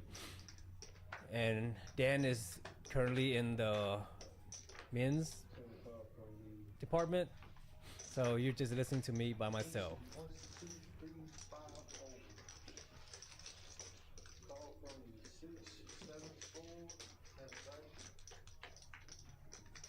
Here, Matty raise, John call from the blinds, standard C bet, call. I think Unless the heart comes around, Maddie's probably just gonna shut down.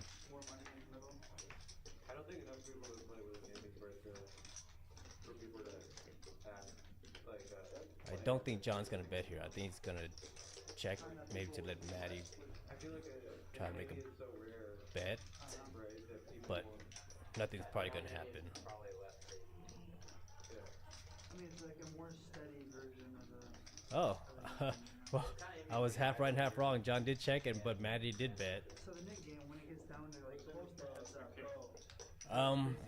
I'm not sure if Maddie was trying to bet for thin value $400. or not. I would have to assume that maybe he put John on a pocket pair and he was just going for thin value.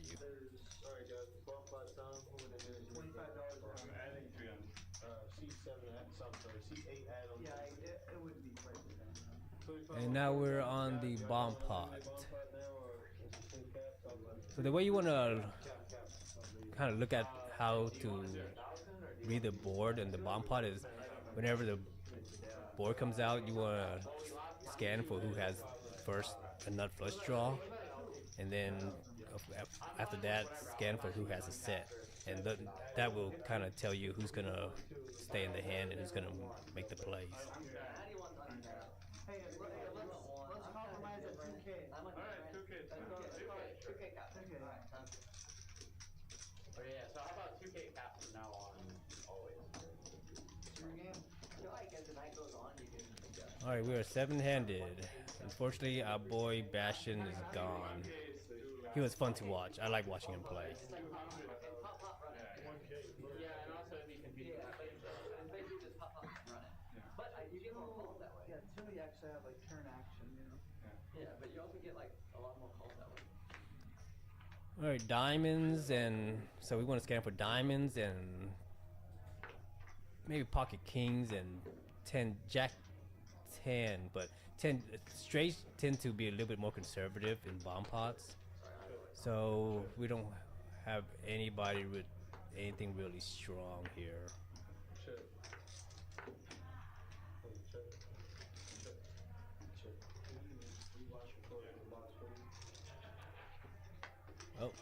Oh, see here. I saw pocket jacks. Jacks might actually make a play because he has the diamonds at the bottom as well, and nobody showed any strength on the flop, so we could discount pocket kings. So Jack should feel comfortable here, and he has the diamonds to protect. He's blocking the diamonds at the top, but the diamonds could also give him some kind of flush, but nobody has anything to play, and he takes it down.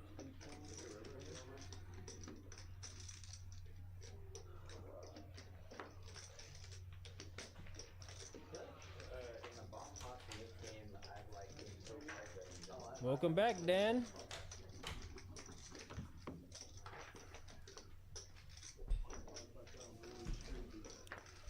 I snuck in a piece of pizza too.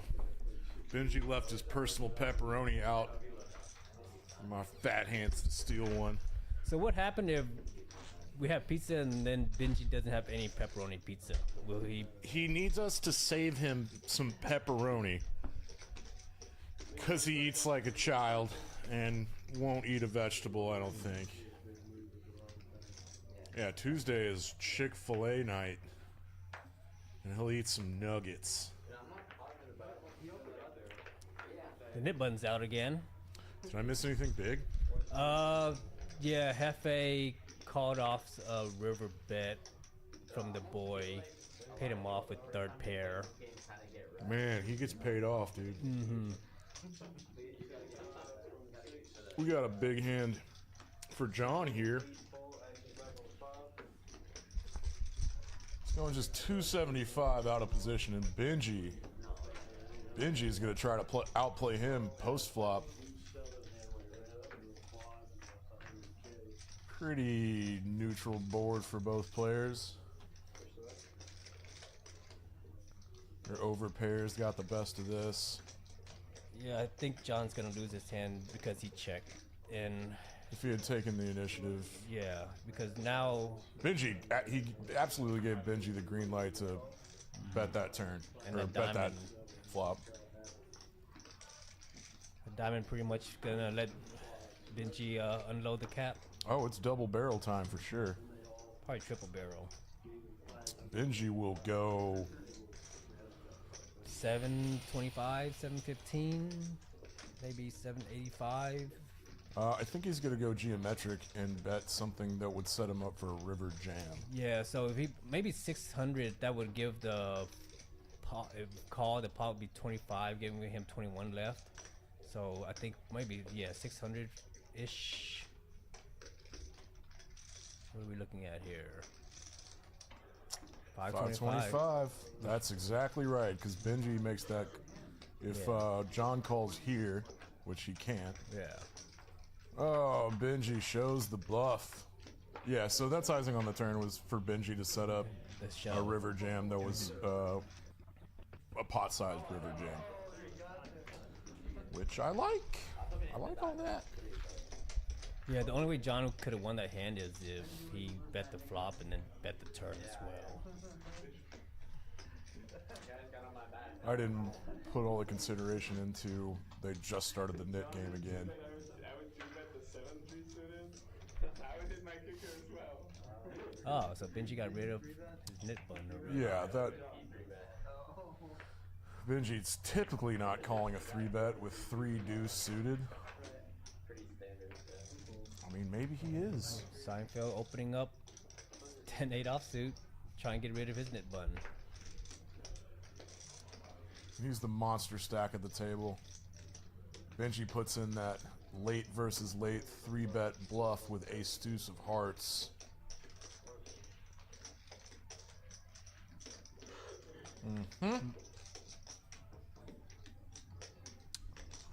Benji can punish those knit buttons. Shows the deuce of hearts. The little villain, Benji 10-10. Ben 1010? He looks like Ren 1010. I don't know if you're familiar with that kid's cartoon from like 30 years ago. Ren 1010, no. Ren and Stimpy. He's got the same exact hair. So I call him Ben 1010. I'm very clever. Alright, we're back to 7-handed. Things have been really interesting tonight. John's just gonna call a Benji open 10s.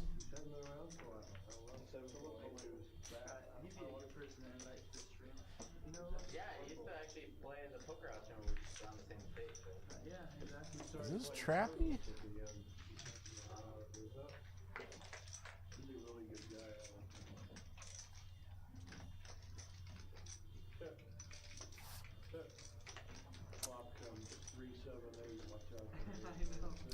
If Benji opens flop this wide from the hijack, I mean, maybe that's not that wide from the hijack. Anyway, he's looking for a very specific flop, and this isn't it. I have the feeling that he's opening his range right now because he got rid of the knit button. Now he's going to attack the people that have the knit button. You're just going to bully mode. Yeah. He knows he's getting called light. No, see, at this... that doesn't really fully check out to me. He hates folding, though. Seems like king high might be good here. He's never going to suspect kings. I mean, 10s. He doesn't have a heart. And Benji thought his king high was good there. Interesting. Alright, so John I say that a lot because I play like a nit, and these guys get out of line way more often than me. So, I don't know if I open king 6 of diamonds from the hijack. Interesting. I mean, you probably don't either, right? Depends on the dynamic. My open ranges tend to change depending on who's in the blinds and who's behind me. Oh, for sure. Sure, I'll trade. Player-dependent exploits. Whose mic is low? Mic check, check. All right, that's me.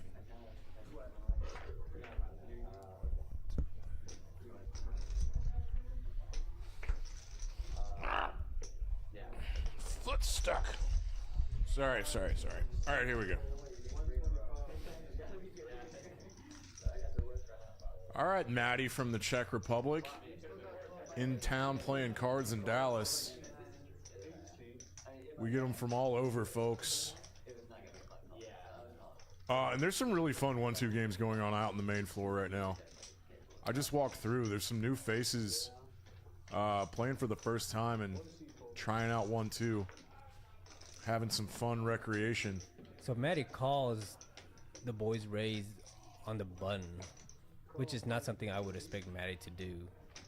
Looked like Bridge Mike raised with ducks. Yeah, I mean, yeah, Bridge Mike raised and then Maddie just called. Yeah, weird trap by Maddie.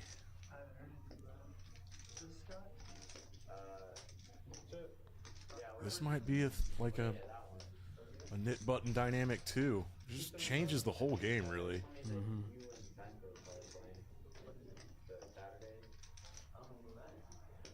So I'm wondering if Bridge Mike's gonna just unload here and try to rep Ace King here because Maddie didn't show any aggression pre-flop, so Yep. Bridge Mike might think Maddie's weak here. Definitely can't put him on jacks. Yeah.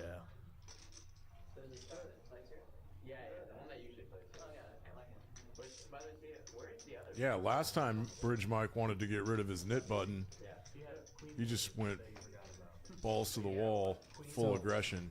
So I think Maddie's gonna go for value. Big bet or small bet?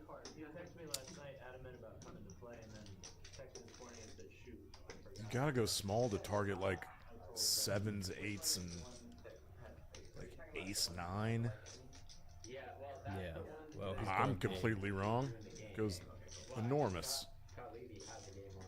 Yeah, I'll probably lean more towards the small one because Bridge Mike doesn't show like he has a king here. I think he would have bet the turn with the king and then check the river.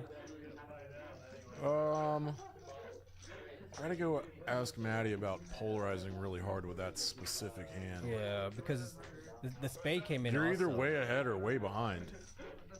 No, you're not. No, you're not. Strike that from the record. It's just a Yeah, I don't unusual sizing. like. Is that a bluff or a value bet? Because He's trying to get bluff caught.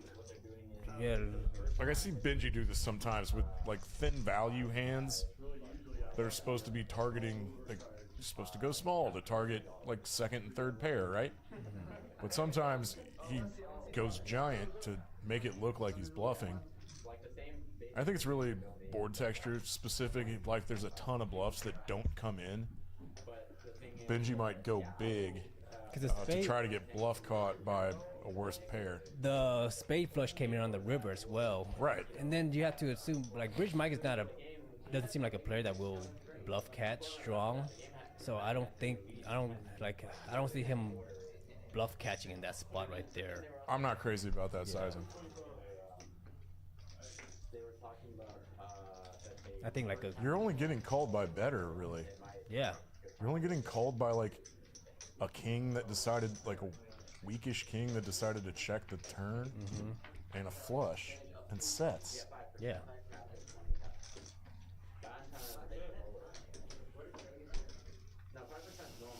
We got some trashy hands for this knit game, and look at that. Hefe turns trips, 7s.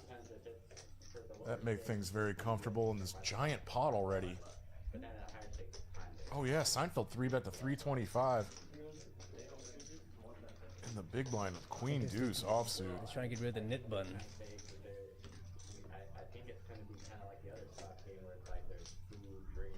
What if Seinfeld's gonna try to make a move here? It looks like he's thinking about it. Yeah. I know he's capable of doing airball bluff stuff. The only problem is Hefe only has 1900 left, so there's not much room to actually make a bluff here. Not a lot of maneuverability. Wow. Seinfeld looked down and said, "Wowers."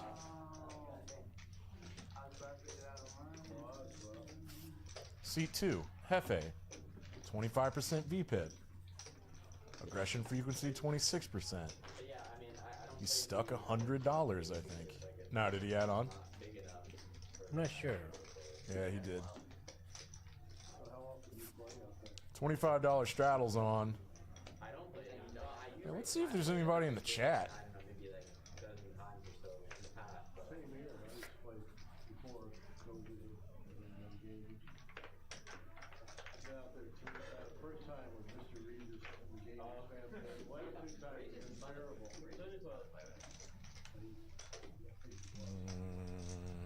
Nope. I think tonight's just going to be an overall general slow night with Choctaw and then the Mavericks and then the Rangers party. Yeah. Let's see. Mavericks are about to start. We end up talking a lot of sports in these streams. Like poker's a sport. Mm-hmm.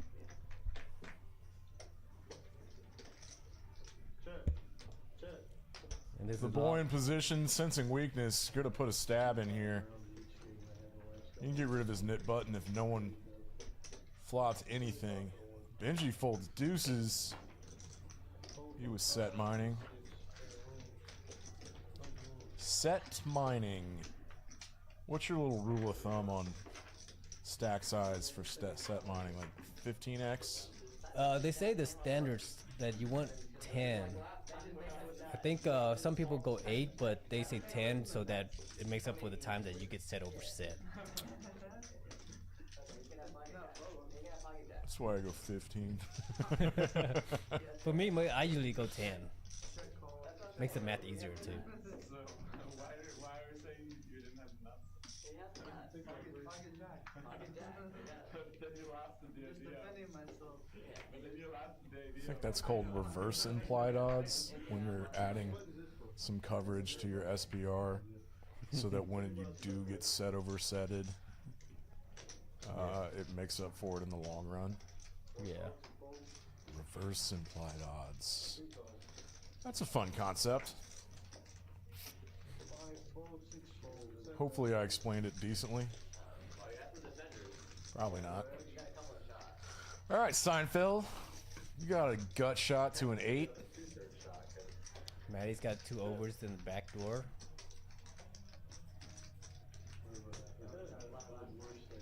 Seinfeld's the only one with his knit button. He is on the button and he flatted a raise. And he's just Over, oh, is it straight 500 or is it smaller? Straight 500. Yeah! That's how you do it. Low equity bluff. You're gonna drive out so many overcards and backdoors and stuff you just don't want floating you if you're trying to get rid of your knit button.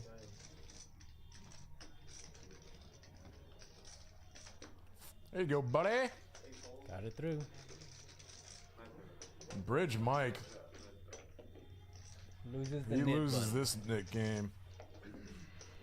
Thank you for not having an over there. Alright, so I'm gonna quit 100 on him and take 50 out. Right? Oh, we're done? That's how we're done. Not toss 100. You already did it for him. You gave it to everyone. And you already paid it. Just had 100 down there. Came from I took 50 out. Oh, okay. Yeah, one buffer that I make.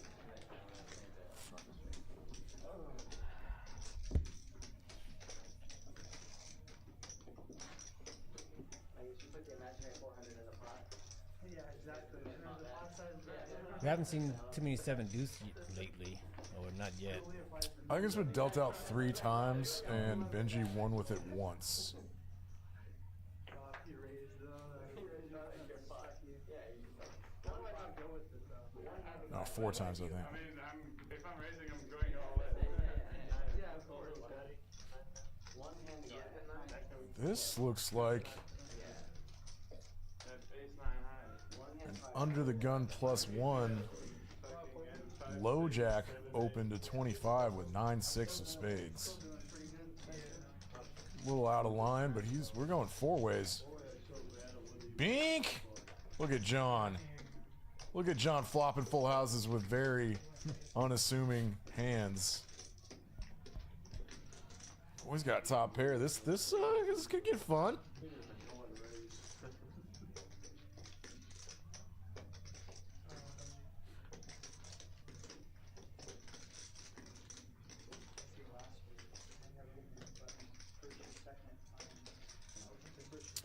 think we saw a turn, and the graphics are catching up. Maddie's putting in a raise here at a very bad time. This full house is so disguised.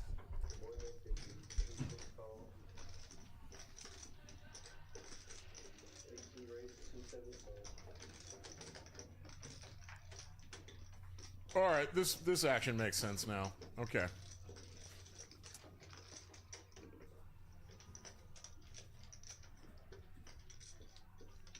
Oh, John, what a lovely spot to be in. Well, the problem is that if he calls here, he pretty much declaring his hand. So He's gonna back raise big. Yeah.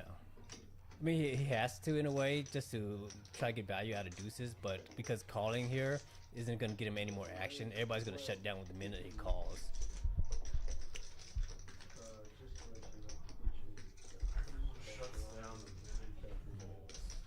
Yeah, because he's out of position. And there's no draws. Yeah, there's no draws. He's out of position. There's a bet and a raise, and then he calls. It's just screaming like at least minimum a deuce. Back raises are so strong, and there weren't any bluffs on that board. You're hoping to get called by a nice big deuce, like an Yeah. ace deuce or Yeah, so in that jack spot, somehow. in that spot, probably just raise and just hope that somebody else has a deuce, because calling there really won't get you anything else. If they all folded, I got the I mean, what do you think Maddie's check raise indicated? I He think was bluffing with fours, right? He's turning fours into a bluff with the check raise. I think he's trying to get a 9 off somehow, and using just That was a slightly confusing hand. Maddie's also done some unorthodox things tonight. Unfortunately, it folds around to small blind and big blind. Maddie doesn't get to win a big one with ace king. yeah, river the 7, get it all in. All in Bastion. It rhymes.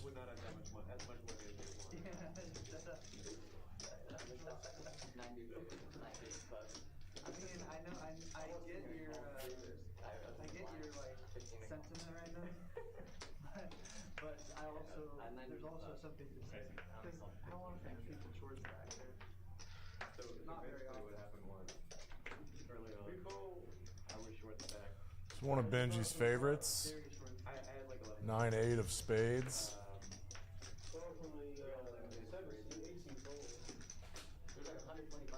Yeah, limp, raise. Thank you, though. 25, call. He makes it 4, he makes it 5, 5, Binge Mike, Bridge Mike put in $75. I think Suited Benji king raised. 7. I think Yeah. Benji raised and Bridge might just called. Yes. Hefe called 2 from the straddle. Hefe now has a pair. Benji's got gut shot. No, he doesn't. Scratch that. I like the turn lead here. Pick up a pair of 5s. It's basically for protection. Hefe's 5 is still good. Not sure Bridge Mike is floating for something.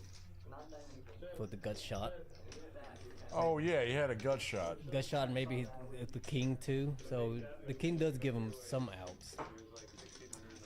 Oh yeah, I missed the gut shot there. I jammed to the 70.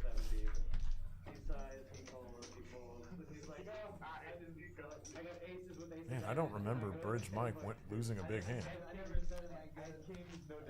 Yeah, only the biggest hand he lost, I think. I'm trying to remember.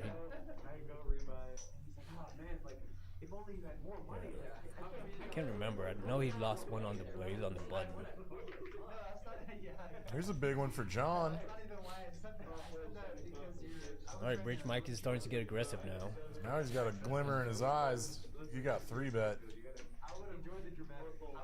Yeah, Bridge Mike a little stuck, starting to turn up the aggression. I like it. Too bad he's getting 4-bet. Imagine if you're playing the big game. Imagine if the big game was on. See here, Bridge might 1.9K. So he's calling. Yeah, imagine. Yeah, you're a freaking. Let's play a pot in position. He could flop an ace. You're set for life. You're set for life in the play. All spades. And this is above my pay grade. I don't know what to do in a 4-bet pot with all spades. I think he's shoving. Just that way, if this Bridge Mike has an ace, he might get called. Like if Bridge Mike had the ace of spades. Yeah. It's so infrequent that Bridge Mike flops a flush there that your kings are very often good. And so you just get it in, hoping to get called by the ace or a big spade. Alright. I can get behind that. Because I think Bridge Mike only had like a pot size bet left anyways. They should do that. They don't do that anymore.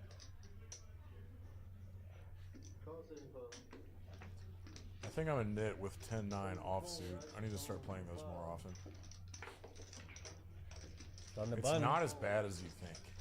I think the button helps a lot. Oh, yeah. Yeah.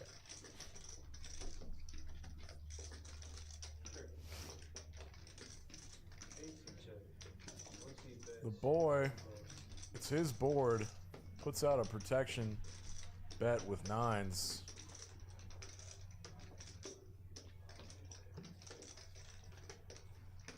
You can get called by flush draws and straight draws and stuff.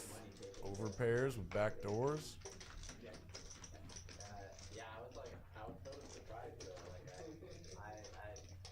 All right, I'm gonna take a little break and Yeah, on I'm your good, own, man. Take all the time you want.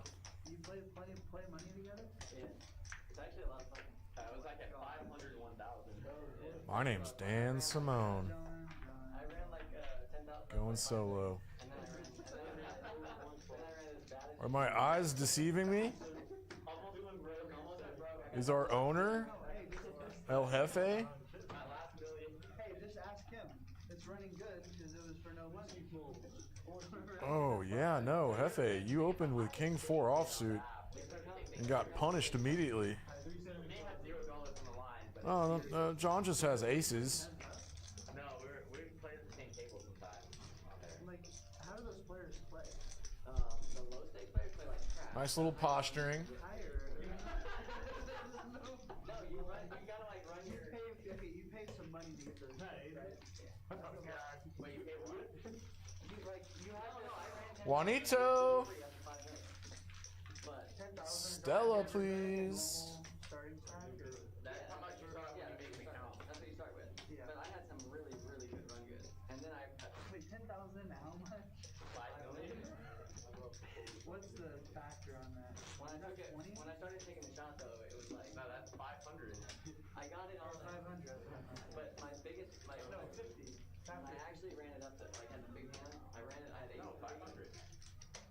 Yeah, 500. I jammed ace 30 against ace queen, ace jack, and ace times 100 is a million, and then times 5 is 500. I had ace. How do you run up? Oh, we can do that. I ran fucking good. Very A lot of trash is folding around to the blind and straddle. Yeah, how about bro? Wait. He hasn't acted. He hasn't acted. Maddie's playing the 7-deuce game. Well, yeah, so he's been taking shots at the big game on yeah, 2,500, 5,000.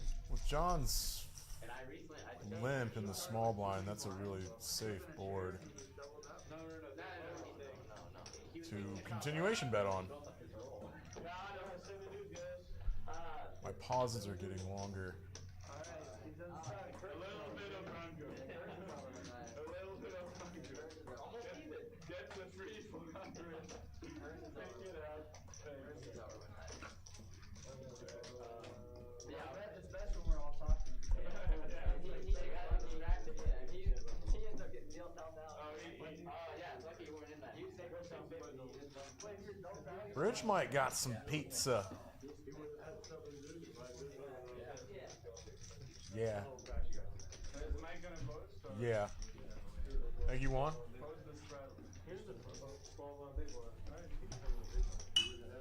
Yeah, what I was saying, I was eating breakfast today. I was taking a shot at the 2,500, 5,000 table. No aces, no And, aces, no aces. And I was only buying in for 100K, and I ran up 100K for like 400 something. If only that was how life was. Yeah. While I was eating breakfast. Yeah. Deck's got a little cold. We're 7-handed. You're so confident. No, it's just fun. It's actually fun. You're a crusher.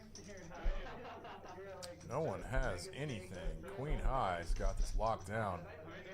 John hits a 3-outer to take down 30 bucks. If that was actually real money, like, it's not even that, it's just fun. Like, it's super fun. But no, the only reason I play is 3-outer. like, I like to eating breakfast. I don't like to just eat and do nothing. So it's just like, it's just kind of like, man. Watch a video. I do that sometimes. I watch a video and play.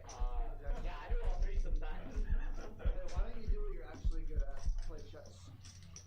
Well, I don't really do that. Poker stuff. You tried it. You know? Yeah.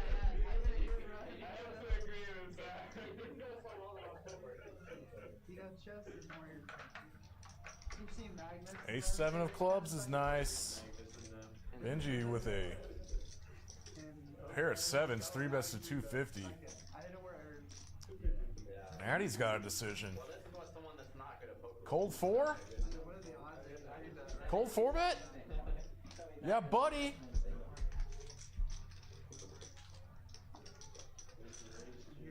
The old cold 4 bet from Maddie with King, Queen of Diamonds. That's nice. Benji want to hold on, play this in position with a pair of 7s? Yeah, that's what I heard. Actually don't know if you're supposed to. This is a nice 3x sizing. Benji's getting a chip count. He's thinking through if Maddie has enough behind to potentially set mine and how often he's up against Ace King. He must have decided that Maddie is not deep enough to play 7s in a 4-bet pot. Slight speculation on my part. I wonder how often Benji studies Equilab. He just knows like his equity against entire ranges. I could never memorize stuff like that. Seems impossible. You find the 3-bet. Guess you didn't. That's right there.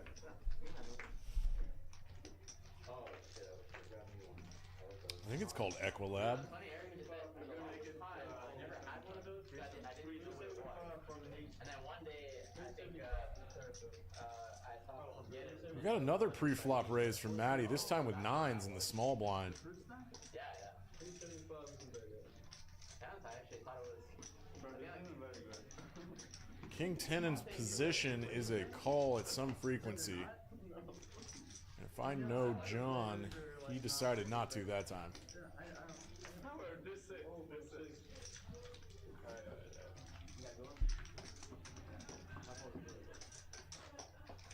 Alright, do we need the Nick game? That was Nick. I just called 4-bet the king queen suited and 3-bet the 2 Yeah, black we didn't have nine. to show it. That's the problem. No, Benji, I'm kidding. Of course, I had 2 kings. On the floppy, on the floppy at 2 kings. Yeah. On the flop, that's very The good. flop was king 7. Oh, so you got 2 games, yeah. Yeah, Benji has to pull out. Yeah, kings and aces. 5-fold, 6-fold, 7-fold. I have a good hand, but I'm feeling. I see Zach glint in his eyes. What's the position? Yeah, like 375 would come in. But just the weird circumstance. I always invent these circumstances. Check. Reaction. Check. Slightly boring pot. Seinfeld called with a pair of 8s. Hefe turned a set. Go Hefe. Alright, I am back.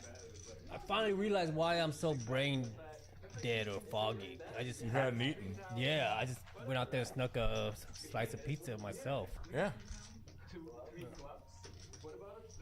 Helps a lot when you have few. Now I can actually have some energy to Your brain needs calories.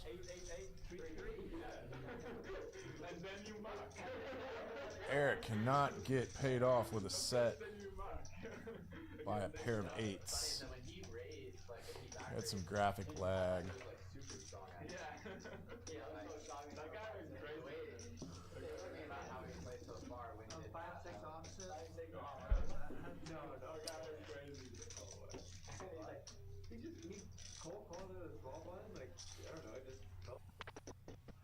He hadn't done anything in the last hour and a half. We're already at hand 60. It's only 9:20. That's fantastic. We started late. We started like 7:15.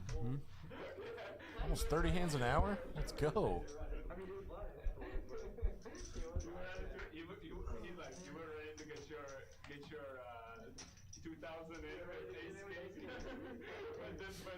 Alright, Benji getting bored. 8-deuce.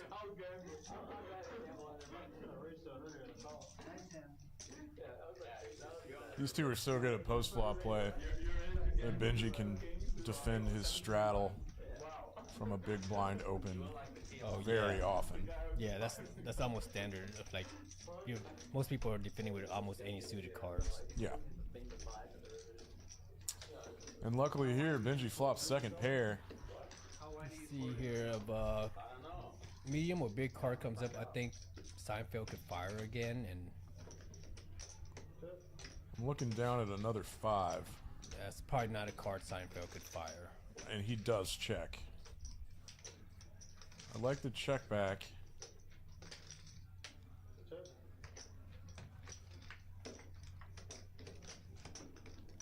I see a Broadway on the river. I don't think Seinfeld's gonna bet, knowing Benji's gonna call him light. I think this is player dependent, whether you want to fire on that king or not. And Benji's the player that you don't want to fire the king on. Why is Seinfeld shaking his hand? Oh no, I agree with you. I just saw something Seinfeld did. He's like, why is Benji calling me with 8-deuce? It was suited. If I lose to Benji, it's like 10 times. That's the reason for everything, Flopping right? pairs. Especially when I'm out of position on him. Like, well, now I'm losing the king, right? You need jack high. Yeah. John's got the straddle on this time. The boys got a little quiet. Hefe's got an opener on the button. Zach, yesterday I read a Reddit thread about a guy calling a bluff and losing to their bluff, right? And he said that guy had a bluff catcher.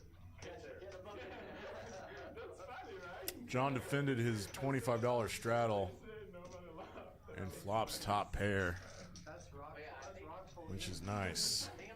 Pretty dry, disconnected rainbow board for Hefe to c-bet this flop. And he Oh, you got calls check raise. Check raise. That's interesting. Yeah. So I mean, if he's gonna call a check raise at 3, is kind of a good card for him to just go to town with and start bluffing. Because that three brings a lot of straights and you can say 2 pair. I mean, if Hefe's calling with air, this is where you gotta bluff. How about do it, Hefe? The hamster's turning. No, I think I actually saw that one, and it's funny because I actually. See here, if he's were to bluff, I think he bet. Oh no! I'm not sure why you thought starting a bluff there would be good with ace-9 offsuit. Well, I mean, You want to structure them semi-decent. Like if you, I mean, he's calling with you air got already. ace-4. He's calling with air already, so you might as well just go with it. Well, he kind of got The check raise was smallish. Yeah, so like the check raise could Yeah, be, no. I mean, I'm just folding the flop there if my c-bet doesn't work.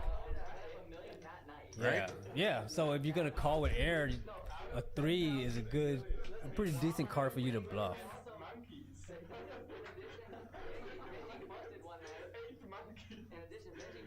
Like I think so. John bet 225 on the turn.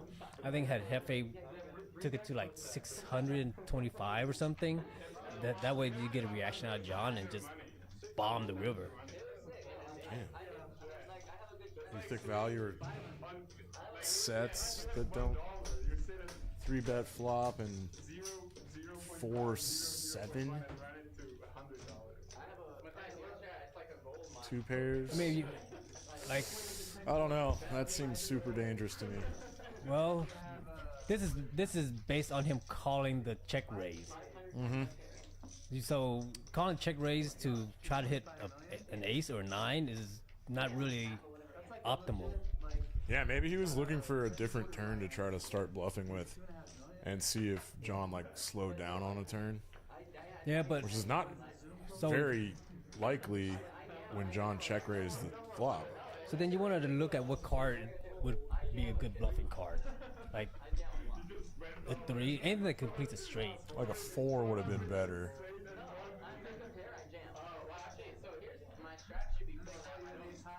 Definitely 4 is better.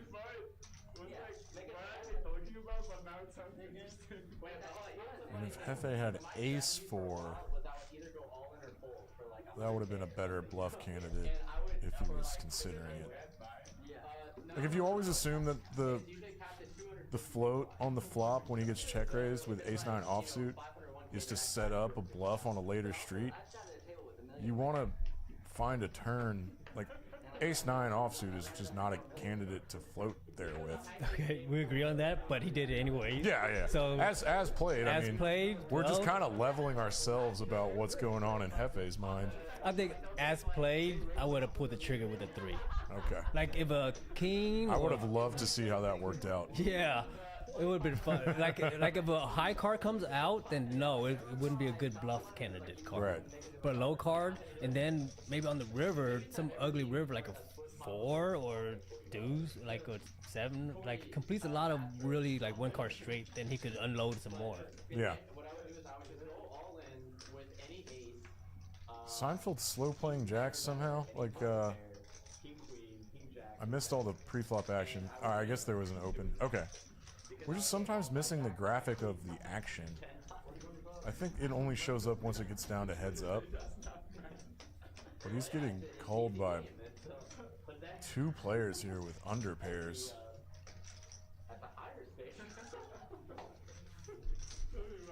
Ace isn't great. As the hard thing is starting to notice that I stopped getting called by garbage as well. And so I decided to actually start playing poker a bit more. So instead of raising all in every hand,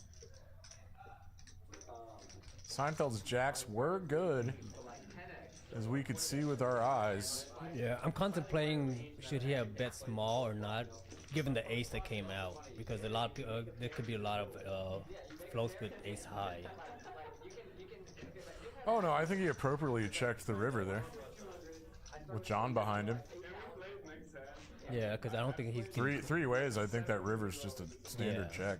I don't think he's getting caught by worse. I was just trying to see if there was any reason to bet, because you always want to look for reasons to make the play, even though the standard is to check. You want to see that way you could find the little spots here and there that maybe next time you find a spot that the standard is to check, but you found a reason to bet. Just scratch out some Yeah. thin value more often. Yeah. Get that What was the pot last time? Like 500? get that win rate up a little bit. We're doing a bomb pot, folks. But more importantly, it gets make sure that you stay in the game and you're constantly thinking and evaluating. Oh, not so you're into just saying like autopilot. don't go into autopilot. Yeah. Yeah. A lot of spades on both boards. A lot of straight stuff too. So look for anybody with spades. There you go. Maddie has spades. Anybody has a set? No sets. So I think Maddie's probably gonna. Does anybody else have a strong hand? any straights out there.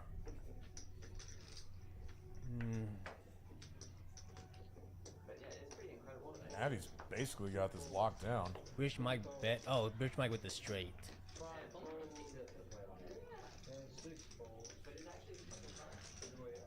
Oh, I see. Okay. I think Bridge might be a little. That was a little tilted bet, kind of forcing it because You have nothing on bottom. and he doesn't have any protection against the 7 either. Like no, I guess no backdoor flush draws. So And yet, he scoops this. It worked out. It worked good, out. good runouts yeah, for Bridge and Mike. here I go breaking it all down, and he scoops. Genius. How was his bottom 2 pair hold up on the bottom there? Man, Maddie had so many outs on rivers. At least chop this. What's Seinfeld in there with a 2 pair? 2 pair gut shot? See here, Seinfeld. Yeah, 2 pair. And And I Bridge guess Mike the- just pots it.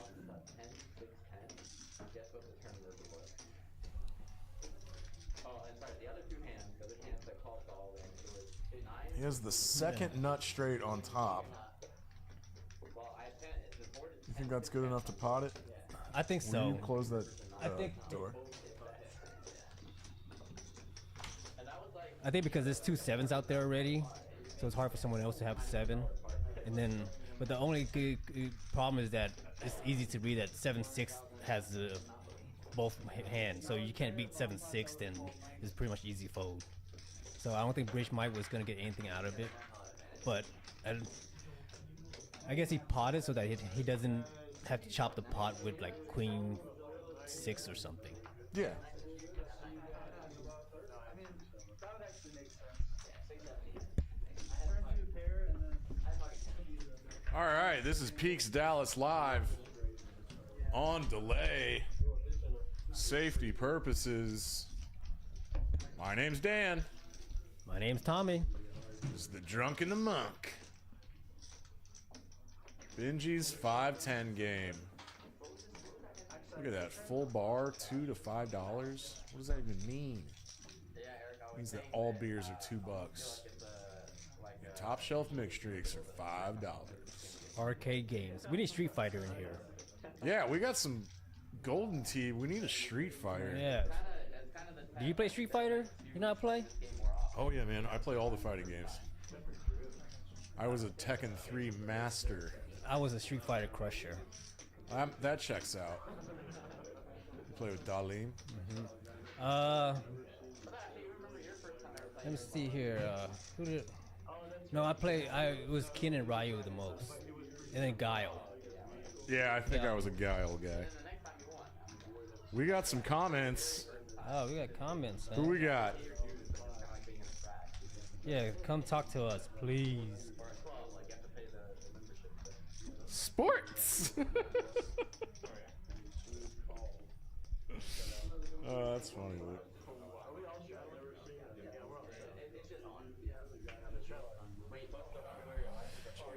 Can Tom explain life lessons learned through poker? Yes. You want to know? Well, it starts with poker is a microcosm of life. Everything that What are you looking at me for? Go on. everything that happens in life can be almost represented or provided context from the poker table. You give me any problem in life that you have, and I could explain it to you at a poker table. And then that's where it provides you context into understanding the deeper stuff in life. Like, oh, you know what a bad beat and you know what tilt on the poker table is and how it makes bad decisions. It's easier to see on the poker table than in real life. You see in real life all the time. People get tilted and make bad decisions, but nobody really ever reflect on that concept that I'm tilted and making bad decisions. I'm with you, dude. I'm just fascinated. I'm like just looking at this hand. We got Seinfeld with a Oh, pretty big squeeze. Oh, I take that back. I think Seinfeld was the initial opener. No, I'm wrong. This is just a... Oh, God. Show me the graphics. I missed the pre-flop action. I think Seinfeld opened. I think Benji. So Benji's a hijack. Yeah, And Benji so he raised. and then the boy called, and Seinfeld. Yeah, but Seinfeld's not on the straddle. And Benji just rips. Bye-bye, King Jack. I think that was a limp re-raise by Seinfeld pre-flop. Where's the button at? We're gonna see it. The button was down on Bridge Mike. Yeah. There's the bluff. Yeah, Seinfeld just limped re-raised pre-flop. Ran into Ace King. And he shakes his head. Back to what you were saying, Tommy. I think not being results oriented, like you can make a good decision, and then things don't work out sometimes, and so you don't always have to be results oriented in real Yeah. life. I mean, that's Just keep playing optimally. Keep playing life optimally in your way. make good And decisions. sometimes you get unlucky and things don't work out, but don't go on super tilt. And in order to excel at the game of poker, you need to excel at skills of intelligence, just like in life. So you can actually work on your skills of intelligence at the poker table. Oh, just any sort of quantitative analysis is like a skill that crosses over into all kinds of stuff. Reasoning, Deduction, logic, perspective, understanding other people, what other people are thinking. empathy, We could go on. all kinds of stuff, All man. kinds I'm of with you, stuff. Tommy. You're my guru for sure. Please put out diamonds. I mean, don't put out diamonds. I thought that was Benji then. All right. It's a nice flop for 7-6. Interesting flop. I think that's enough for John to continue if the bet's small enough. Oh, I wouldn't. No, I think the bet's a little bit well. Oh, Well, no. Look at that. John continued. limped. Okay, I see. yeah. John continued with just backdoors and overs.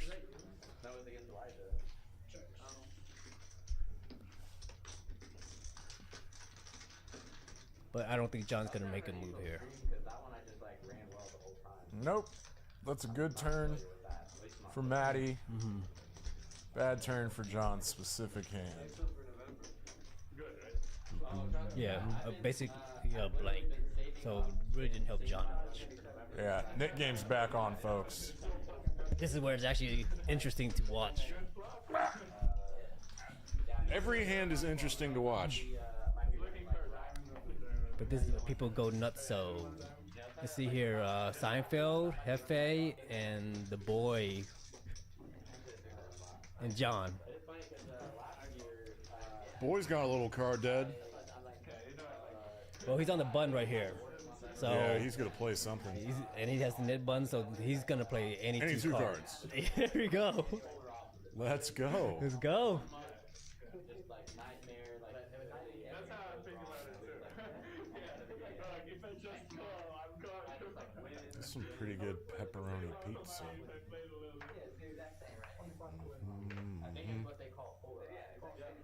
John limps again for 25 bucks, and Bridge Mike limps right behind him. The boy. There it yeah, is. There, we go. There it is. 82 cards. That's actually a good punish. Punish the limpers here for sure. Benji hates folding here. Only problem is his bet looks so weak that he might get attacked. And it's Yeah, it is kind of small with two limpers in there. we made it a match to stack, right? Oh wait, never mind. He made it 100, not 75. Like this guy has 10K on it, right? So I kept like adding on. And then It should have been 125. adding on. Yeah, I think 100 is. Single hand he blocked, It- and he was like winning every hand. Whatever. It looked a little bit weakish. And then it's like hard. I mean, it was probably my I think Bridge Mike could have limp re-raised right there and got always. But it's like, but then I Got it also through. like got it. I like lost it. because he's holding the ace blocker. Added and and Oh yeah, yeah. the boy was on the bun, so the boy looked like he was weak, Uh-huh. and his bet kind of gave it also told that he was kind of weak. So I think Rich Mike Huge win, man. looked re-raised. Yeah. Yeah, would have worked. I won 400. Oh, we have you at 6,000. Don't really see older gentlemen do that often. I see Rich Mike has it in him to do that. Yeah. Mm-hmm. That is a new school poker move, not an old school poker move. I bet Bridge Mike's been playing for like 50 years. He's still able to keep up with the 40. still able to keep up with the youngies. All these young guns in the game now. I mean, I don't know what the 6 Yeah, I'm wondering when is the game gonna pass me by. I had an ace. The first one was an ace. Rock won that. I had an ace, and then I had an ace, and then I see 2 cards flying under the ace. So, no, sorry. Let's see here. I'm 45. I'm 5 years away from being able to compete with the seniors. Yeah, that's what I'm looking forward to. Senior tournaments is 50 plus. But then I found out there's like a super senior, which is like 70 plus. That's like a true rock hand. Super seniors. I was a super senior in high school. Just kidding. The 5-2 off 2 rivers is straight. The other guy at rivers is set. Rock won the 5. Man, our camera graphic lag is interesting tonight. It's so interesting to me. I gotta stop using that word. Overuse it. Something's happening. There we go. 5-5 straight. I don't know why that happens, is what I meant to say. The guy at rivers is set. Interesting. And bet the rock raises. It's no one's fault. It's the computers. How do you fold the set? Man. All right. Bridge Mike flops a full house. How are these equities How's not locked down? so? How's Bridge Mike gonna extract value here? Oh no, something happened. Oh, I guess the card didn't read or something. Yeah, although I have to say though that, like I said, I think that's Darn computers. I'm assuming Bridge Mike bet and everybody just fold, instant fold. That is what it would seem. well, that's not king 9. Except, Did we just? I think the cards were. I think the cards did were a off. misdeal. Yeah, Like randomly bluffing with king 9 several times. I think the readers are off or something. What the hell happened? Yeah, I was like, man, what's going on with this king 9 hand? Like, that's just going crazy. Oh look, there's a king of spades and king of diamonds in his hand and in the flop. Oh, yeah. All right, those cards got wonky. I think it's just because something floated over the antenna, that are in the table. Well, somebody got rid of the knit bun. Bridge Mike still has Yeah, it. no. Seinfeld did. And the boy did too. From that one hand, he won that one hand, right? That Jack 5. Yeah. You just see bet that flop yeah. and it went fold. No, but it was like, that was like 20 seconds late. I feel like you should just sit on it. I don't care. I just find it funny, man. I was like waiting the whole time. Is this guy gonna throw his button away? Hefe, trying to get rid of the knit bun. Here we go. Let's see how creative Hefe becomes. And the Euros wonder why 30-second rule. I think John's in it too. And Bridge Mike's in there. So 4 ways. Everybody's trying to get rid of the knit bun. Except, I think the boy's the only one who doesn't have it, so he could apply a lot of pressure here. That's a dynamic that I haven't thought about. If you're the one that don't have the knit bun and you're against everybody else, well, you know everybody else is going to be light. Yeah. So it's not like This you is could. what Benji was doing earlier. Yeah. So you have to be able. You have to have a value hand. You can't be bluffing here. Slip the nuts. And I'm all in. He calls it. But at the same time, you don't need that strong of a value hand to get a lot of value. I see what you're saying. Yeah. So I think that's the dynamic where if you are the one that don't have the knit bun against everybody else who has knit buttons, that's the advantage right there. Yeah. On the play money thing, right? And look at that. Bridge Mike had open-ended on the turn. You just try playing. Hits it straight. It's a 4-liner to an 8, and Bridge Mike has one. The boys just left with top pair of sevens, and that is an incredibly Where the flush came in. connected, wet, middling board. Sorry, 2 cent, like the mints. $5 buy. Oh, Bridge Mike didn't show. show. Bridge Mike. No. Oh wait. Because he got bluffed off of it? Yeah, the flush came in. I'm assuming the boy just put them all in. Wow. Did the boy have a flush? No. I don't think so. No. I think Bridge Mike's bet looked a little bit weak. Okay. And at the same time, I think the boy thought Bridge Mike was weak, and he's trying to steal the pot to get the. Sometimes I want just like a little rewind button. Just like 15 seconds. Yeah. I'm assuming the boy went all in. No, he made it 600. Oh, 600? Yeah. And Bridge Mike folded? 4x'd it, yeah. That's a nice hand, Hefe. Play it hard. Hard and fast.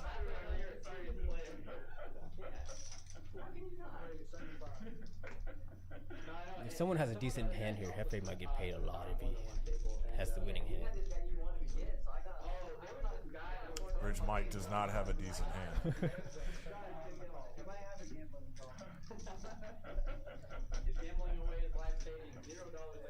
You gotta put a C-bet in here for sure. I'm wrong. I think he's probably going to try to take it to showdown. It's a pretty heavy bet with a 6. Bridge Mike doesn't know the Hefe. Hefe's calling him. It doesn't matter. It doesn't matter what card I think Hefe was going to call.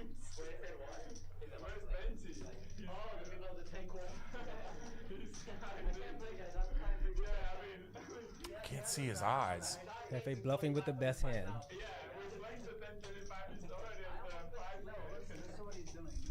Hey, sometimes you think you can fold out an ace. Or a jack. Yeah. I mean, I think you can turn 10s into a bluff at some frequency. I think that spot right there you should.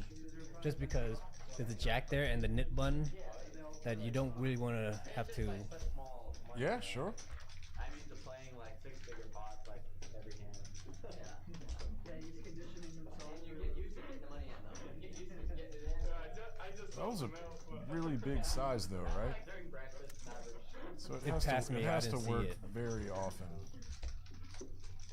And the Well, you want to go big hands that you're size. getting better to fold. I mean, you're polarizing to basically your nutted hands are flushes plus.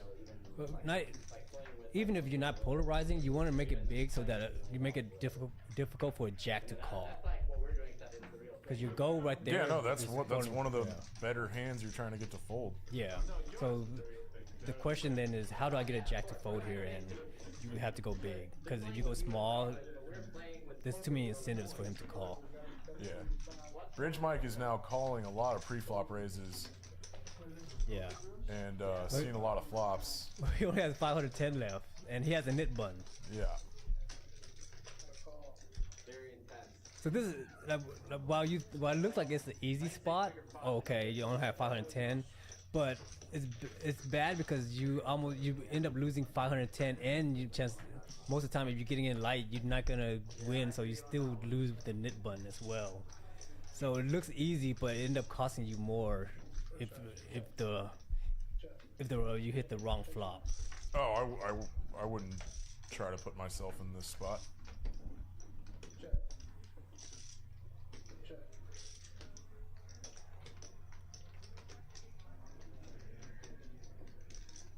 Four ways, the flop checked through, and now with top pair and the nut flush draw, Hefe turning a full house with a very unlikely ace 9-4. And he's just gonna flat. Let people hit their hands, man. The boy's got a jack. Rep a straight here. Benji didn't fold ace 10, did he? No, Okay. he just didn't win with it. 6 months ago, where like he Because he has ace 10 with the Hefe flush. if Hefe leads now, it's such a strong line. 3 ways. Does he want to let Benji bluff at this? I mean, it wouldn't be a bluff, like going thin. I think Hefe should check because he has no spades, so that he can give spades a chance to bluff.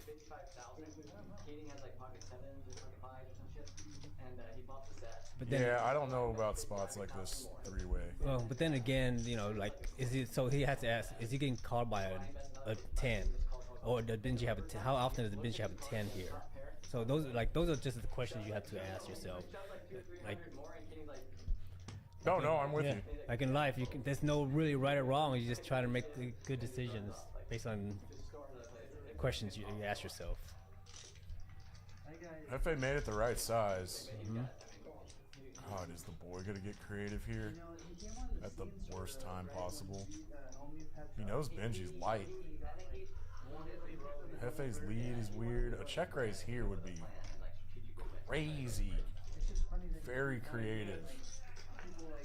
I guess, but I don't think he likes like lose dropping every night. He thought about putting a bluff in there. Benji's disgusted. How do you have 9-4 here? Ow. That's the 5th time Benji's had to make a crying call because he was getting too good of a price. Do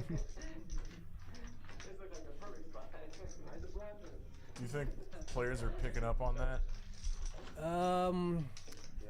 I think that it's all just standard, really. Yeah.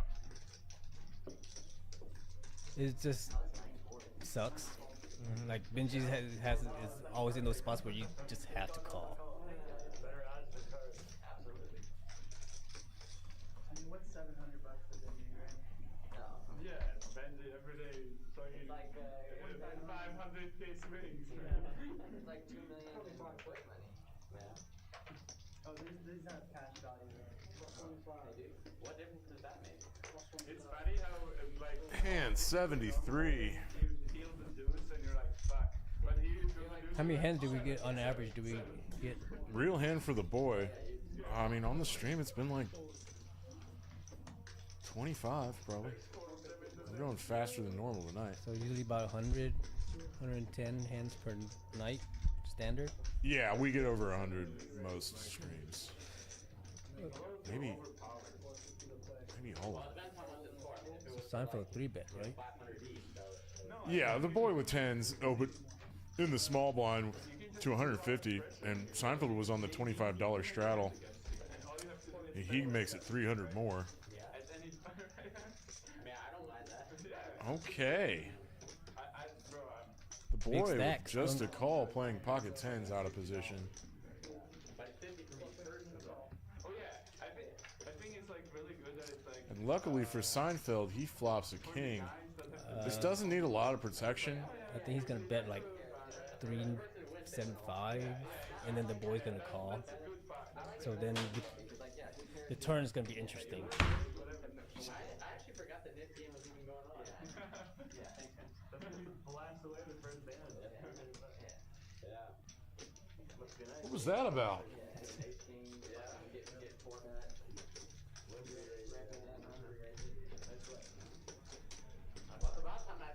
Is it 325? Mm-hmm. All right, and the boy's gonna call, bringing a spade or.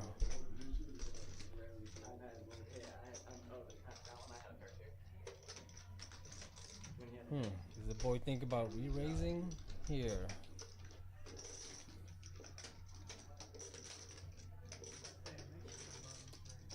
Well, I mean, there are reasons to re-raise because this is kind of like blind against blind in a way. But I think he's just gonna call. I wouldn't be putting in a check raise there with 10s. Yeah. I mean, there are a few reasons, but it's not good enough. I think we're gonna see a bet of 1.1. By the way, do you think we're gonna have more people next week? You had, I know 4 people that were at the Queen's house. He doesn't have any spades, so that's one of the variables that he's thinking about. it's kind of tough because it's a pretty like It was 1600 Yeah. exactly pot, He comes in, he's like, I'm gonna go on the street, loses 6,000, and like, and this is now. Two and then one. A tough I spot. want to get called by flush draws real bad. yeah, but I mean, I King queens. Because again, this is kind of like a blind versus blind, so ranges could be a lot wider. And tens here is looking pretty strong still.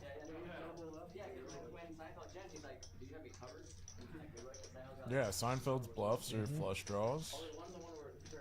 Ace queen of spades is his natural bluff. Ace five of spades. Ace jack of spades sometimes. No, all the time. Can't be ace ten of spades. Pretty much most of the ace high spades. Oh yeah. Very disciplined and strong fold by the boy. And like a gentleman shows his king. Very good. he's drawing to full house, there's another king comes. Just a good draw. Another king out of it? Seinfeld's been in that exact spot probably 100 times more than I have.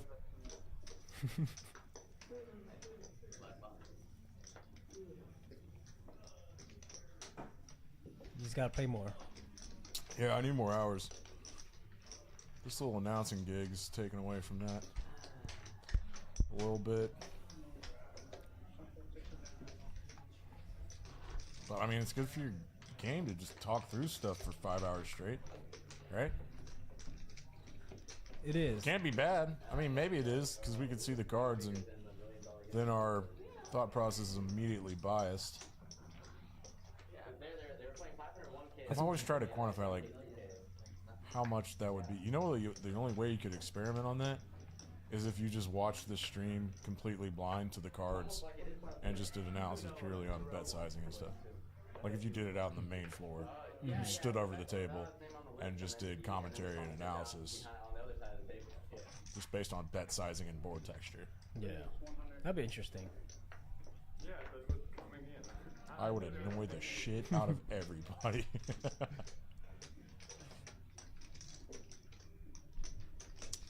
Three ways, couple suited kings and ace nine offsuit. Ace nine offsuit's in the lead. It's a good flop for ace nine offsuit, I guess. Is the knit button still in play? Yeah, Bridge Mike and John have one. Oh, we gotta factor that variable. Oh, the 8. Okay. I think John's gonna get paid. Yeah, I agree, man. The boy puts in the call.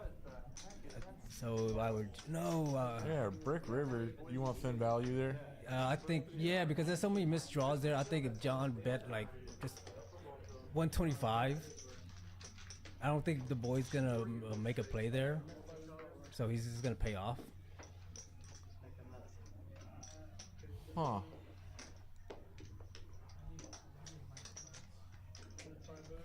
That's a thinker.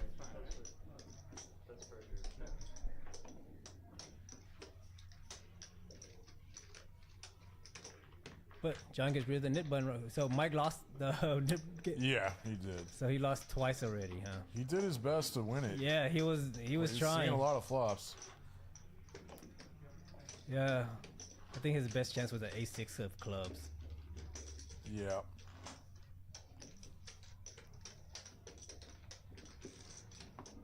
On a serious note, though, I know what you mean by this being like kind of weird. It's just like kind of weird. Value bet. When this is called Oh yeah, I'm just saying, man. I think Oh yeah. Dot app. it's What's it called? Valuebet.app. That's your website. I just, Everyone's got your sweatshirts in here. we just released a landing page, so it's actually I would actually like some feedbacks if I get some people to just check it out. And we're actually doing some cool things. I'm integrating AI into everything now Oh, nice. because my background is botting. Yeah. I wrote bots for sports betting. That's right. Yeah, That can't be legal. it's not illegal. Not in Texas. What up, Joey? Don't slam that door again.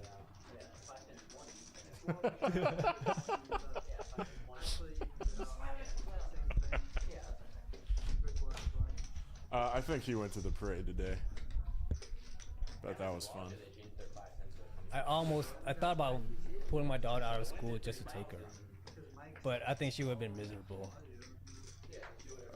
I know I would have been.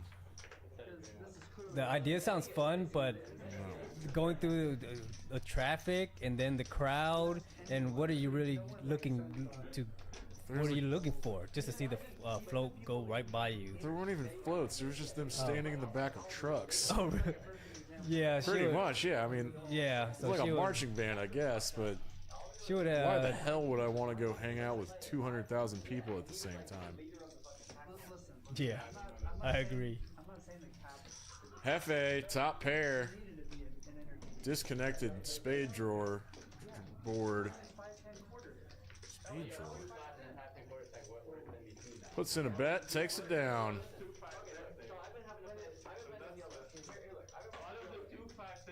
Yeah, I want the boy and Seinfeld to get into more battles like that a couple hands ago.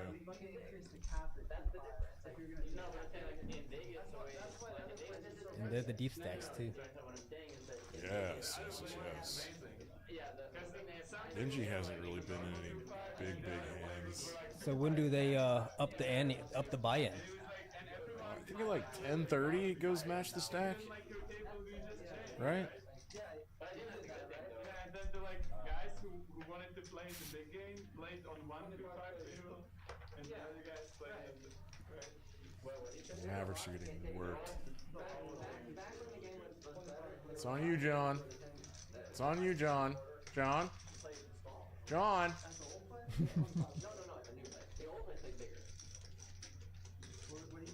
Bridge Mike, bridge Mike, bridge Mike.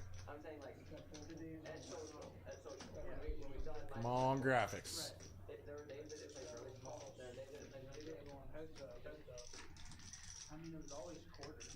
I don't know who raised. We could have done what you suggested, just call the plays. But I can't tell who's betting either. Cameron sent us on one.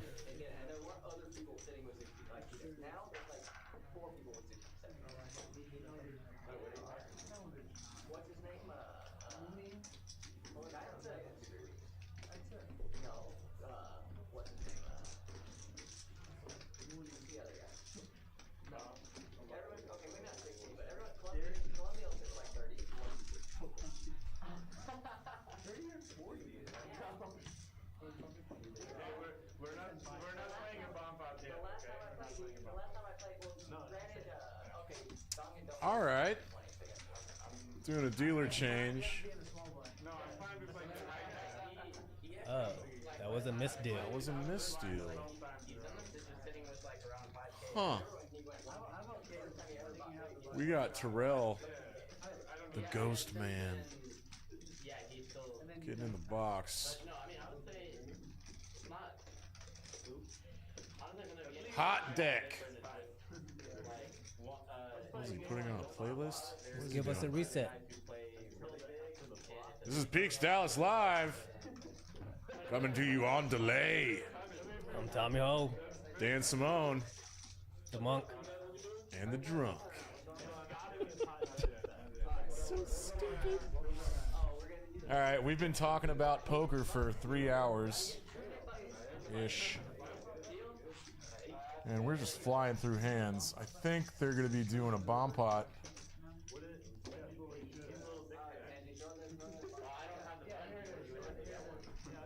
You want to do bomb pot? Bomb pot? Alright. At least since we get to see the cards, we could guess who wins. When? Whenever. Literally anytime? Well, I think on the flop.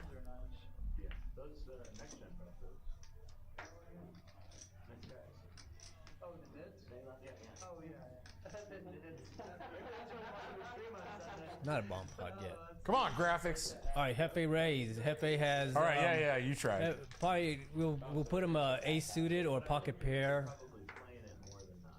So everybody folds. Bridge might calls. I think Bridge might have a broadways, unsuited broadways. He's very short stacked. Yeah. Well, he's shoving with any ace, so it's probably less than an ace. So he's shoving with any pairs as well. So it's probably maybe even like 9-7, just a 9-7 offsuit. He's trying to hit a pair and shove. He hasn't done any 3-betting pre-flop tonight. So what's the board texture? So what's that? Oh, okay. Ace. Oh, it happened. Ace Yeah, 10. ace 10 Ace diamonds. suited. It's nice. Let's see here. Hey, there's a flop Bridge lead. break. Hey, ace 6. What's on that flop? Rich man. God, did they both Hey, flop flushes? I was pretty close. I gave Dude, Bridge you Mike gave him 9-7. 9-7. That Yeah. was really close. It was like a 2-5 game. That was pretty fun. Good lord, compute. Yeah, isn't it fun? What is the flop? All right. All right, Bridge Mike's going with this. I don't know how much stacks he has. Oh, you must have rebought a little bit. No, he has 700. He's not shoving here. Yeah, he's gambling, but he's not. He Hit his gut shot. There's like Mariano, you know. That's the second straight he's rivered Like Mariano plays and in then like 10 hands. somebody doesn't Can he get beat paid him, off? 9 suited, he's like, I'm playing the most I think I mean, a lot of straights get there. King Jack gets there. Jack 8, 8-6. FA's donating.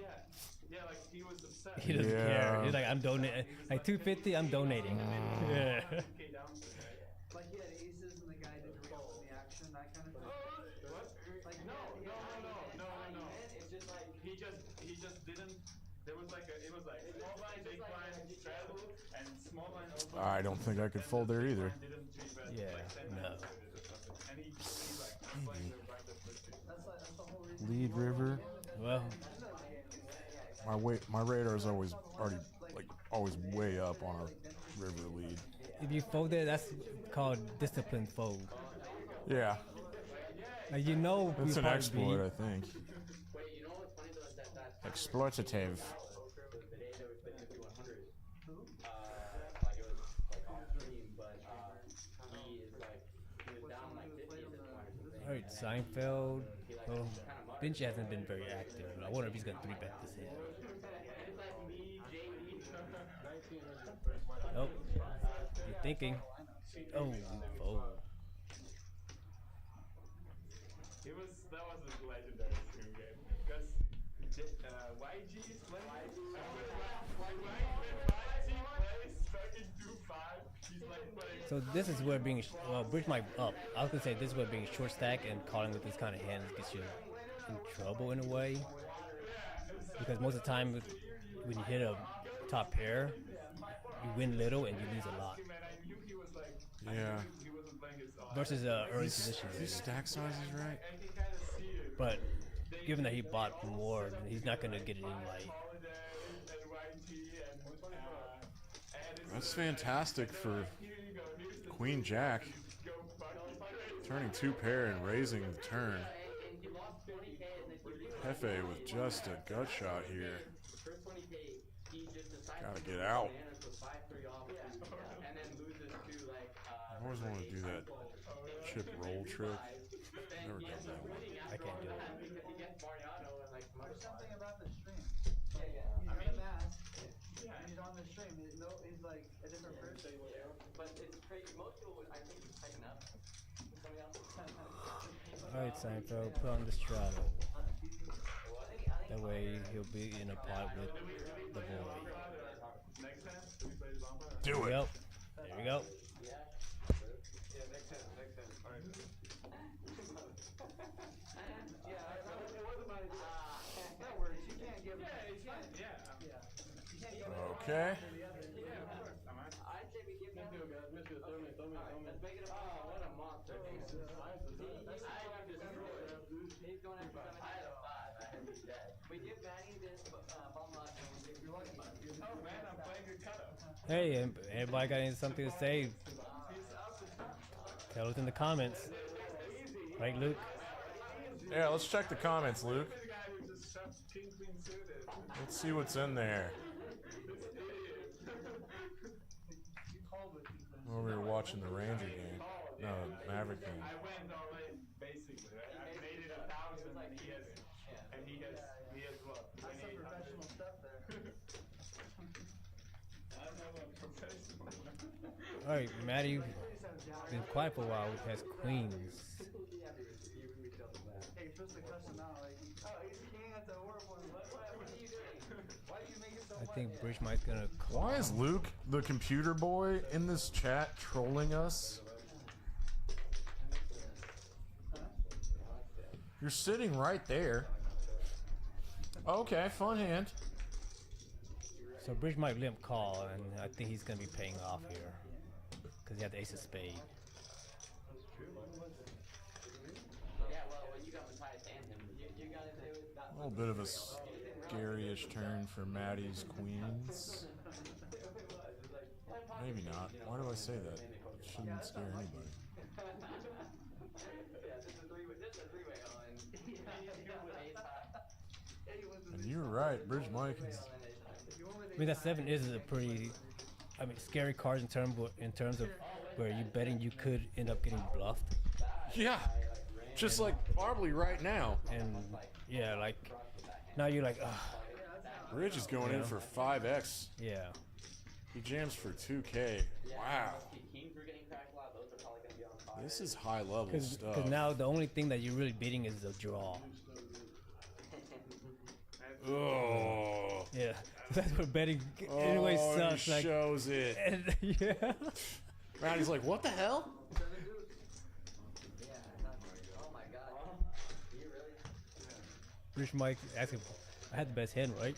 No. I know why. Just worked out that time. Yeah.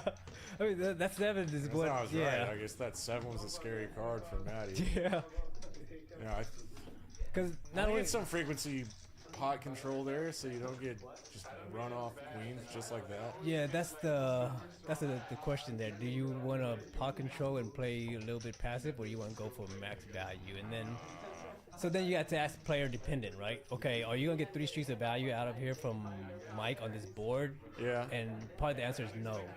So then, okay, how do we get 2 streets of value? Do we get it on the turn, or do we get on the river? If we get on the turn, we might end up getting bluffed like this. So then, okay, then let's go on the river. And that way, on the river, if he bets, we call. It's the same thing. We get it, but on the river, we can also re-raise depending on what he bets. Oh, you're all in with 8 or king, queen jack. isn't it? I'll mull that over. Yeah, it's something else. It would have been you that was supposed to be saying it. Yeah, let us know what you think in the comments. Maddie was severely perplexed by that play. And it happens. Yeah, man. And that's also where that's also some of the spots where when you play against recreational players, Uh-huh.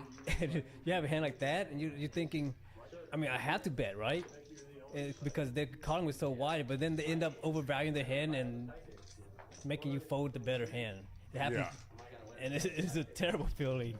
It's not, I mean, All right, bomb pot. that's like the worst hand I would have wanted to see if I was Maddie there. Just an dry ace 10.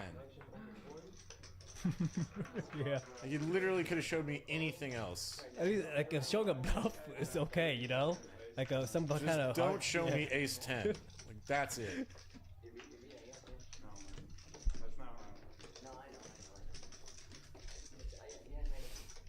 Alright, this is fun. Ace king. Boy boats up on top. And Benji'S ace 6 for trips is best on bottom. I think it's gonna be chop. I think, No, it already is chop chop. yeah. I mean, the only guy that could try to bluff people off of this is the boy that's got the nuts on top. Benji puts in $300. Well, Benji's not folding no matter what. See, the only problem here in Benji's I mean, if situ- the boy just pots this, I think because he has a 6 and the ace. look at this. Oh, he just calls. Yeah, he calls just to bring it along because he knows he's chopping already, so might as well just call and hope somebody comes along. So Oh, it's a pull. Okay, got you. You're trying to get Seinfeld in there. if I was Benji here, I guess Seinfeld dead call with the worst 6. You got the second nut 6. It's probably not what it's called. yeah. You know, Benji's hand looks strong, but a lot of times you get scooped with those kind of hands. Yeah, I know. Yeah. Cause you like somebody has both. I mean, Queen 6 and Queen 3 are out there. Well, it's too high level for these guys to understand. They don't play 2,500 and 5,000. Yeah, they don't play. Yeah, they play. Yeah, they play small stakes. Are we waiting for Mike to come back to start, or what are we doing? Oh, shit, because of the. No, ribbon. Yeah, usually. How much longer is this game? Not very much. What time? It's 10:04. Oh, it's Just smash down, right? Hell yeah. All right, Nick game again. Oh yeah, this actually makes it for very interesting commentating because we know what they have, and we know it, so we kind of start guessing what they're gonna do. Precisely. I think I hate the net game though. Playing it or commentating? Playing it. Yeah, it puts stresses on you in a way because you're always trying to push that edge without spewing.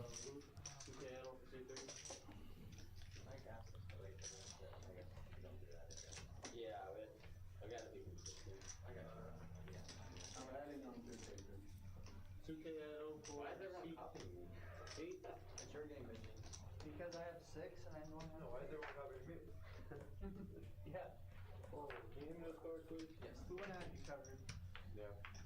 Oh, I can just on the one, so I think they want to have me I covered. think we know that, man. I'm saying, but they're all covering me. All right, everyone folds. Oh, I didn't see anybody raise. Seinfeld raised. Benji I love it three when bets. these two get hands and it folds to them in the blinds. Raise for 325. Seinfeld might go for a 4-bet here. This is the spot where you don't want to call. You rather 4-bet or fold. Well, Yup. Makes it a straight 1,000. yep.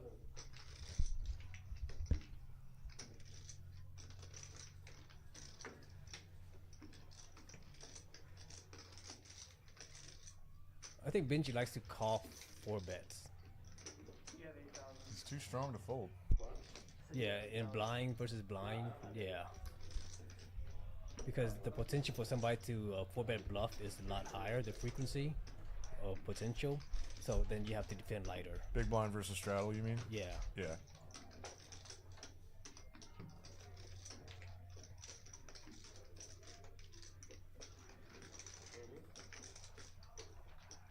I think if Benji were to 5-bet, maybe with 2 point to make it 2.75, 2.85.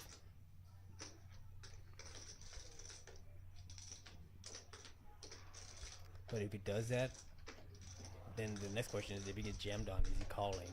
Because that's probably what he has to think because of the stack size and the pot size.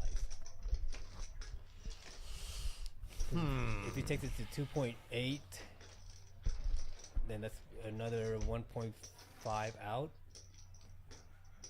So 3.3, that will only leave him 2.1, and the pot would be a little bit too big. Just makes the call. We got a $2,000 pot. Yeah, I think the stack size made it tough for him to 4-bet. I mean 5-bet. Lucky boy, Benji. Yep. I think your face turning red and that big smile might be a tell. That was a pretty big smile, right? Yeah, it was. Maybe 700.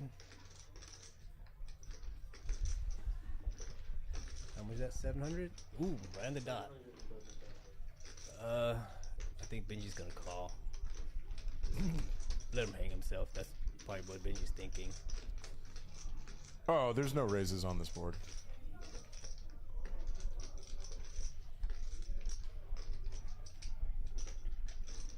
That's all she wrote. I'm pretty sure Seinfeld's gonna shut down. Yeah, if you don't pick up a heart here, it's shutdown Yeah. time. It would be more interesting if he picked up a king.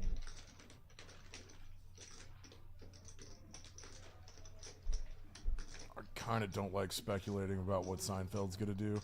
He's just so much more knowledgeable than I am. He talked me through like a hand for 30 minutes. One hand. It was impressive. Did he go all in? Yeah, he did. It's a misstep here. Yeah. I really can't see how Benji can fold here.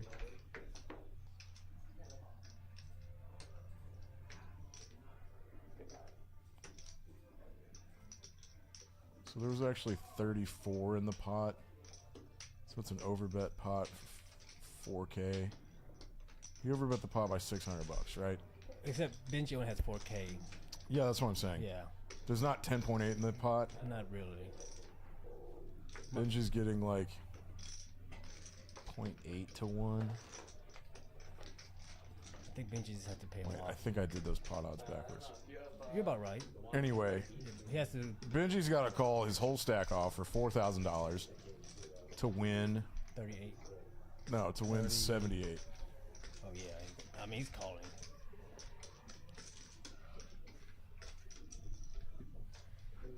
I think Sure, I'm gonna be trying to. I think he's drawn dead. Two boards, right? Yeah. Yeah. Too bad Seinfeld's drawn dead. He had another pair. Yep. I mean, the only if he's making that play, he's putting Benji on a pocket pair. And thinking that even if he gets called, he has overs as outs. That's probably his reasoning for making that shove. Because his flop bet was I small think you're right there, yeah. His flop bet was small enough where Benji would float with a pocket pair. So, I mean, queens, jacks doesn't look very. Well, he's blocked jacks and kings, so probably queens. He'd maybe try to get off of queens. But I think Benji would 4-bet, so 10s, 9s. You mean 5-bet Yeah, pre-flop? 5-bet pre-flop and get it in. I don't know if Benji's 5-bet pre-flopping that deep in the blind versus straddle. In position, I mean, Like blind versus straddle, you don't have like a real 5-bet. You know what? Well, I don't know. Well, I blind- probably have been in like that exact configuration in a 4-bet pot like once or twice in my life. So it's just way above my pay grade, and I'm not going to try to so the aggressive fumble through some analysis I don't understand. because of the blind versus straddle. Yeah. I think the more standard line would be to 5-bet with the queens. Same way I'll put the buttons. Does Benji get rid of the net buy when he 5-bet with queens in position? I would think so, yeah. I think so. Yeah, you try to get value. I have no idea. In fairness,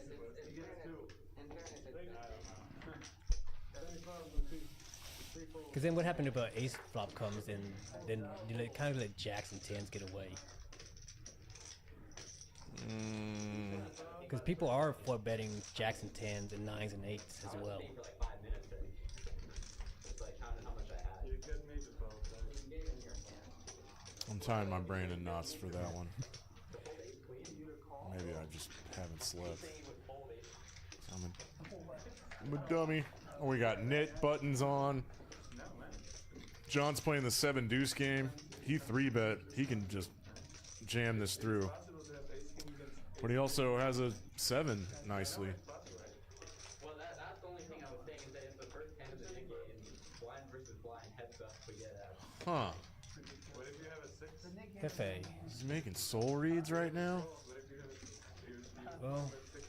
Some 6. I mean, Okay, let me ask you. trying to He's look for. gonna have to try to take this down now.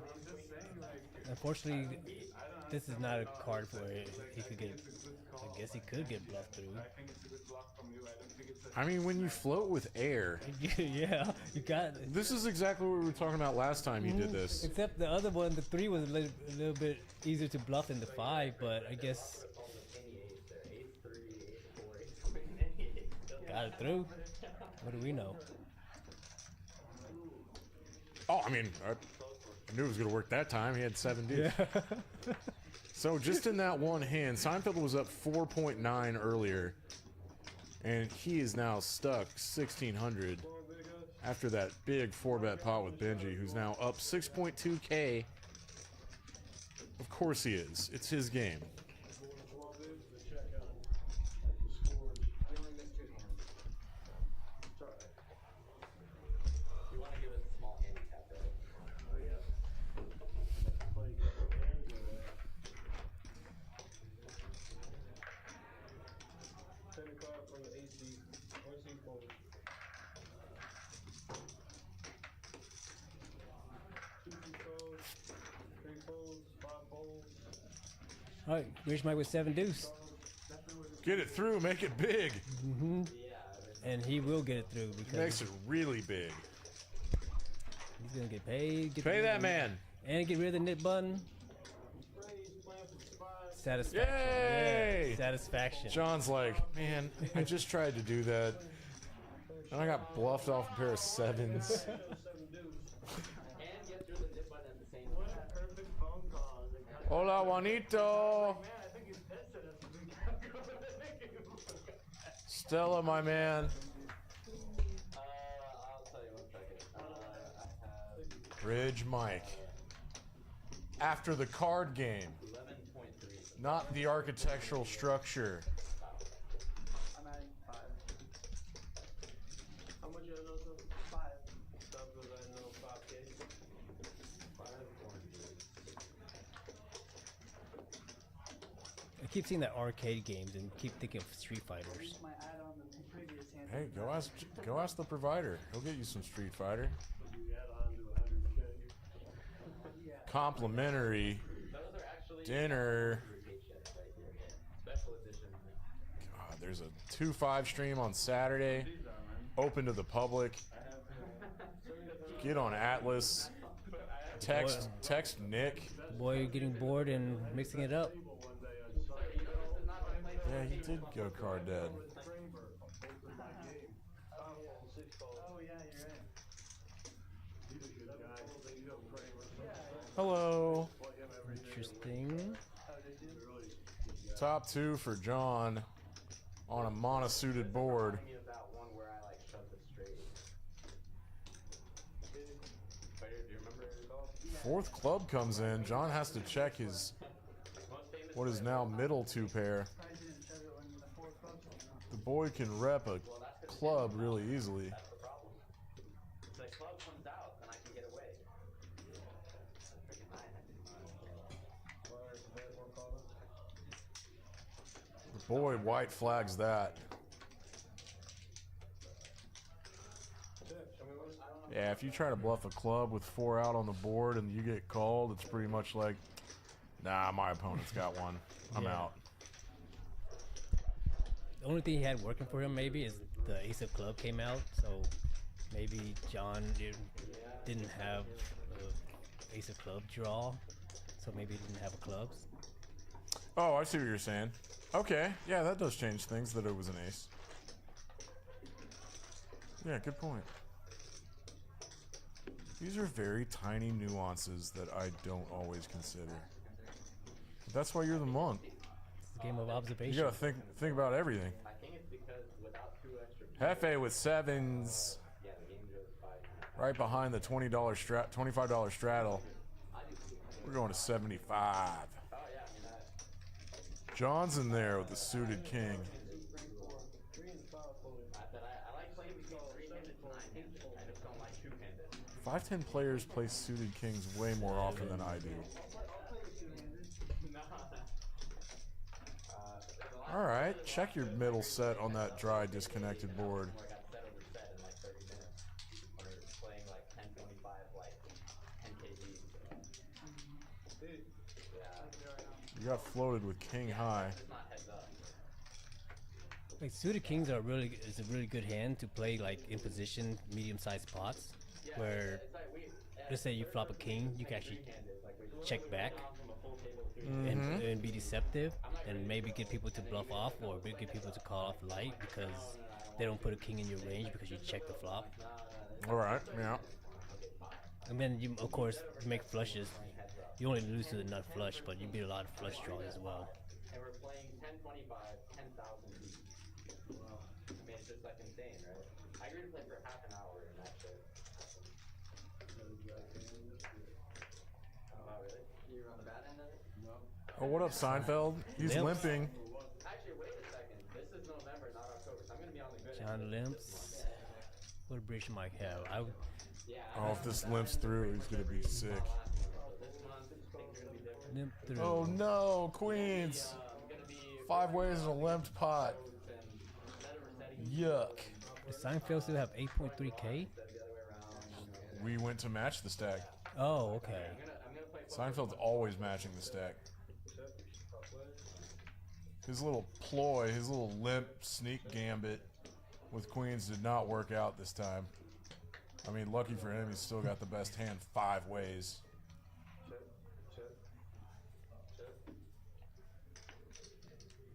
No one's got real spades. I'm assuming Seinfeld put in a $75 bluff. You see John's eyes right there? He's like, what was that? What just happened?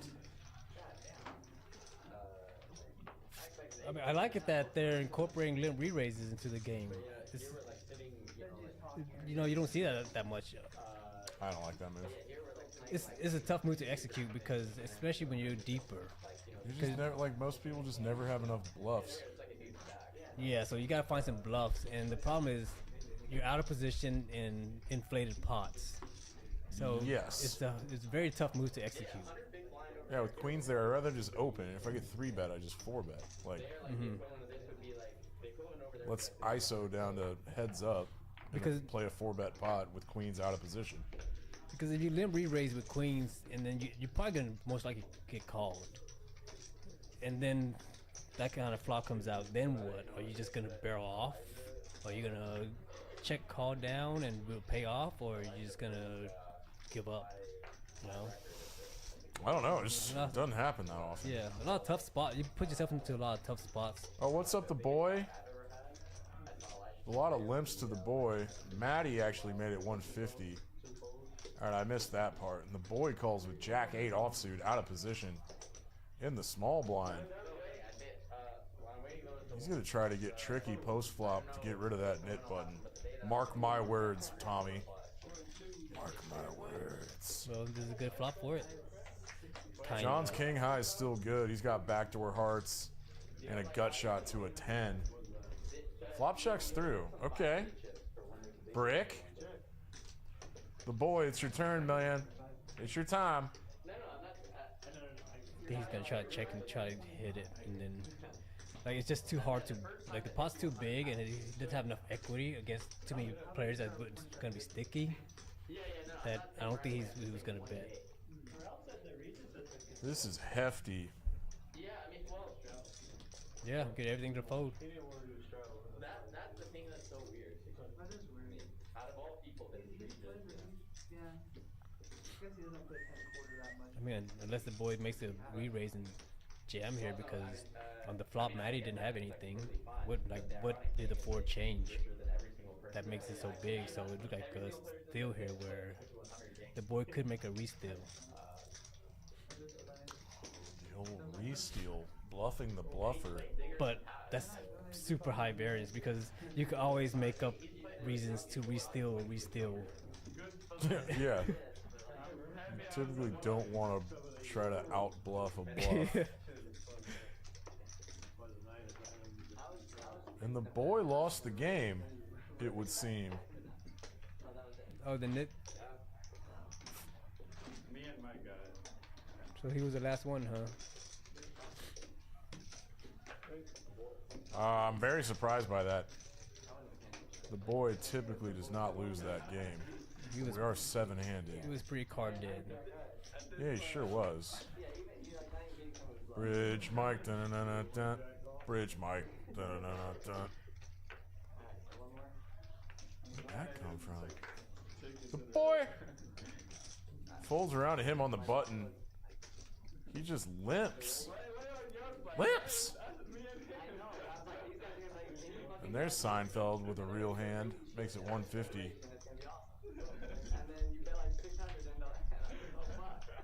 Wowee. I'm not sure the last time I saw the boy flat, limp button when it's folded to him and then fold to a raise.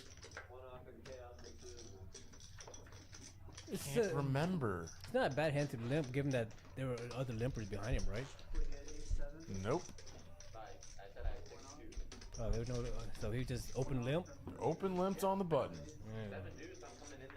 Like if there were other limpers, I would probably limp with that hand on the button just because. Oh, I mean, Yeah. you can over limp sometimes. Yeah. But open limp, just gonna get bet off your limp so often. It looks incredibly weak.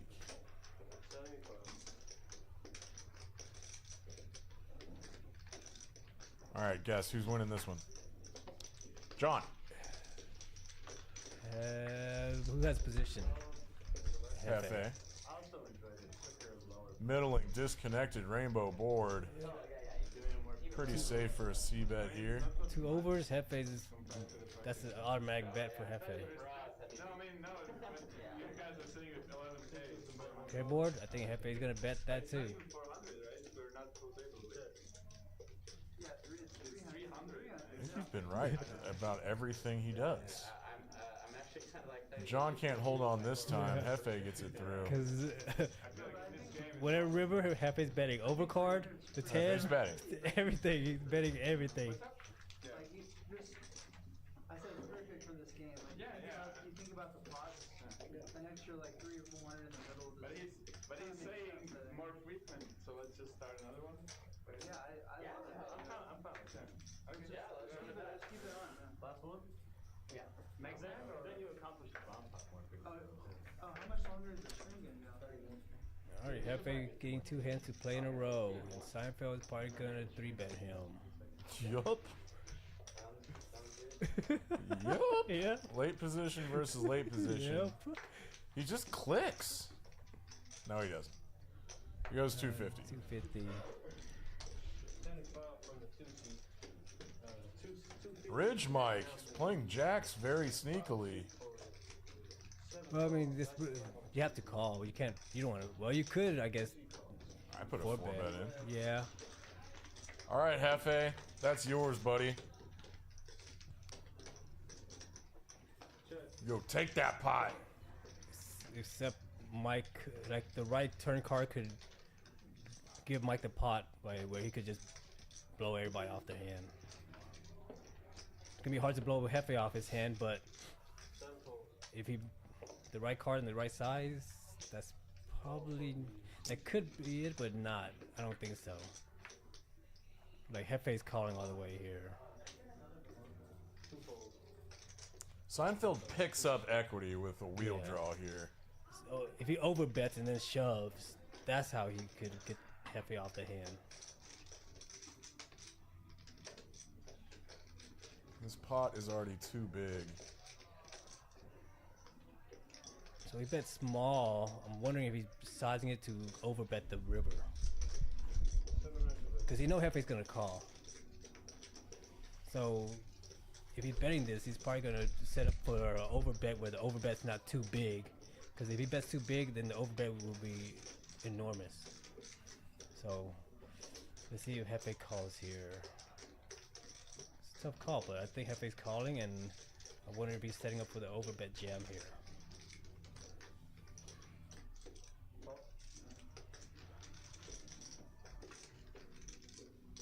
2.7, 2.9. I think he This might. is a give up. I think he might overbet jam. God, I don't know. I mean, he set up the bet. If he wanted to give up, he would have just taken the free turn. Try to hit 2 pair, hit the whatever. But if he's gonna bet, I think he's setting it up to shove. There weren't really any draws But the whole I mean, way. I mean, I mean, except the wheel draws. it's like a really stubborn all the way, but because he knows Hefe's most likely gonna call. Yep, there we go. But the problem is that against a player like Hefe, who might call anyways, like Hefe don't want to get bluffed on the streams. He didn't even take that long. Exactly, because he did not. Wow. Insta call. Wow. Hefe, Hefe. he's not gonna get bluffed on the stream. He's paying off. Damn.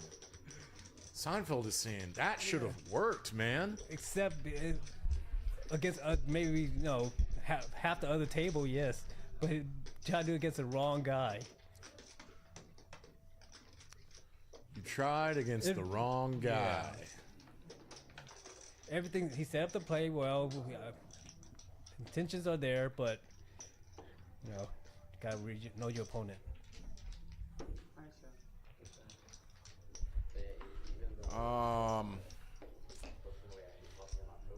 If I start turning a 4 into a bluff when I pick up equity on the turn and I go for 700, I have to like think through what river cards I can jam with.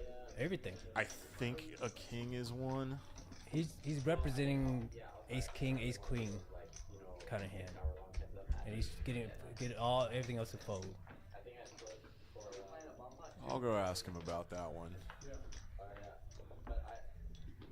Yeah, that's my question for Seinfeld. And I think, Are there specific rivers that would determine no, if you jam or white flag, or is it every river? maybe an ace comes out. Maybe, well, I don't know. The ace is even more heavy. I think he's setting up to jam any river. Doesn't matter. Because he wasn't taking the free card, and where he could get value if he hit his hand and just give up. So he's trying to take the pot down, and he was trying to take the pot down the turn. He's not giving up on the river. We'll see what he says. Yep. Let me know. I like how we used to, at Poker House Dallas, we used to pull people off the table to come do interviews in the booth. Yes, that would be interesting. We might start doing that in here. Yeah.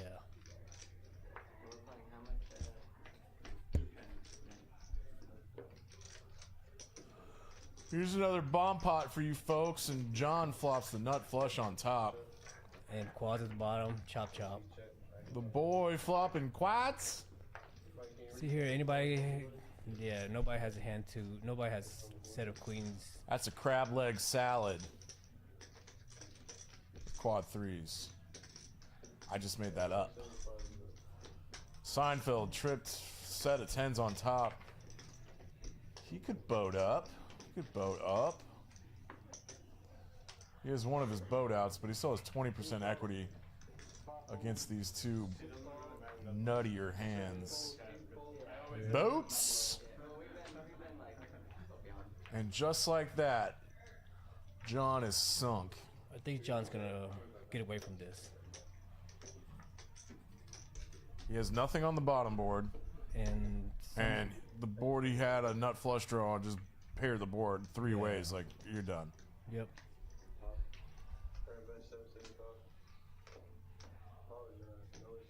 I don't know. If I have just the quad threes, like, I'm probably potting the whole time to get off of a split. It's a kind of a tough decision, because if you don't get the split and you end up chopping, you don't make anything. Whereas if you draw people in, you guarantee yourself something. Mm-hmm. So it's a decision: do I want to risk it and try to take it all down, or do I want to chop somebody up? Yeah. It's And- like, am I feeling greedy or not? And I think most of the time you'd rather chop somebody up, because it's hard to get people to fold. That's true. Somebody always has Seinfeld something. right here has to think about queen sixes and queen tens, but he's got all those blocked up. His tens full of queens on top is the best hand up there. See, so you, most of the so time. you, John, you got to ask, what do they have here, right? Like, what Yeah, is the, see, he potted it and he still got called off. yeah. I don't like the call by John, because what do they have that you beat? Maybe he thought his 9 on the bottom was all right. He's up against 3 people. That's the thing. He has a flush. He has So like 3 clubs. He has to assume somebody probably has. People, his opponents are less likely to have clubs, Yeah. so they're both going for the bottom, most likely. No, like the bottom, somebody has to have like I 3, thought these 9. were cats. I think it was. think it was capped. But like the bottom, someone has to have pocket sevens minimum to be going like the boy, right? He has a pocket sevens minimum because he bet. He's not betting. Yeah. He's not betting with 3 sevens, so it's sevens. So then we eliminate the bottom. He can't. So then the top. What is John continuing at the top? If he just call and then continues, probably could be queen 10, queen 6. So I don't think John. Hey, I guess these were 2,000 caps. Yeah. Okay. Yeah. So I don't think John's call there was a good call. Well, You I definitely would can't call now. Yeah.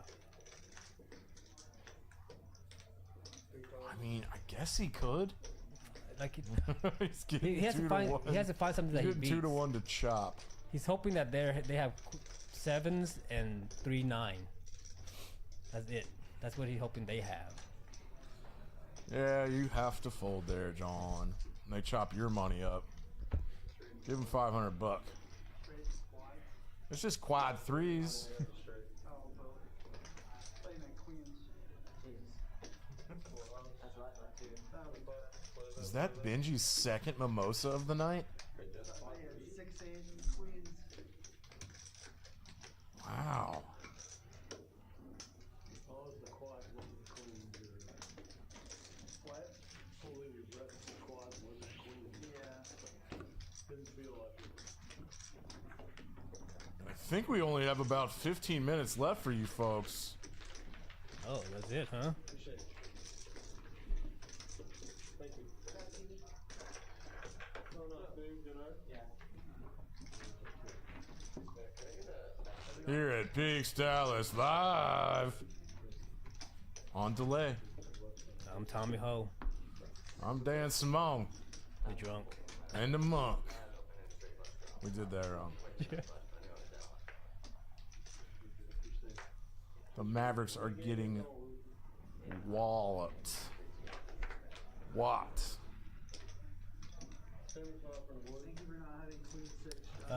Knit bun's back on. Probably the final round of the knit bun, and I'm assuming that's when the game's gonna end. All right. One time we did this, it was late, and it was that streamer game.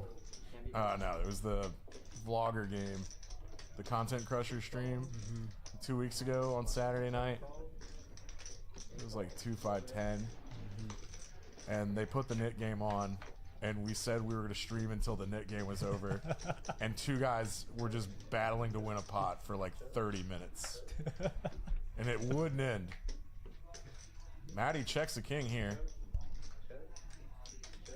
Boy, sensing weakness is gonna stab for half pot. Little proby stab. 4 ways. What you doing, Bridge Mike? What you doing? Check raise from Maddie, you think? That makes no sense. No, I think he's gonna call. I wasn't paying attention to the pre-flop action. Yeah. Well, Maddie's a straddle. Did I call it? Did I call it or Yeah, did I call it? Hello.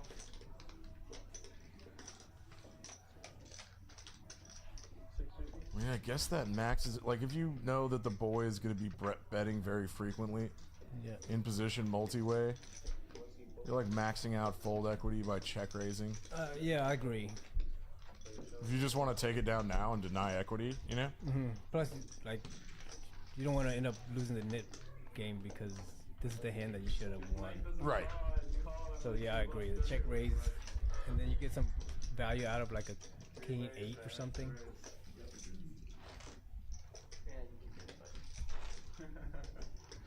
So my initial thought was check raise for Maddie, and then I said, oh, I don't know why you would. And then we explained why you would, so it turns out I do know why you would. Intuitively. Right? Yeah. I want to take the W on that one. King 9 of hearts for Benji. $75. Getting a little delirious. The boy out of position is playing a suited connector 3 ways. Let's go. Wop wop.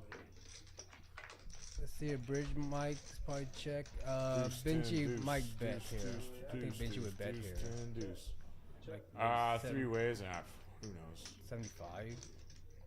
You nailed it.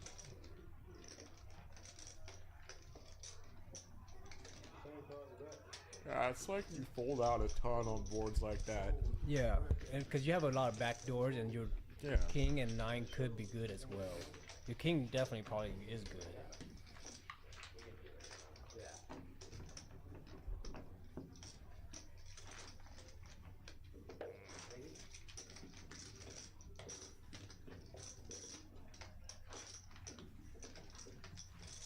Benji's our big winner. FA doubled up, and now he's at 4K.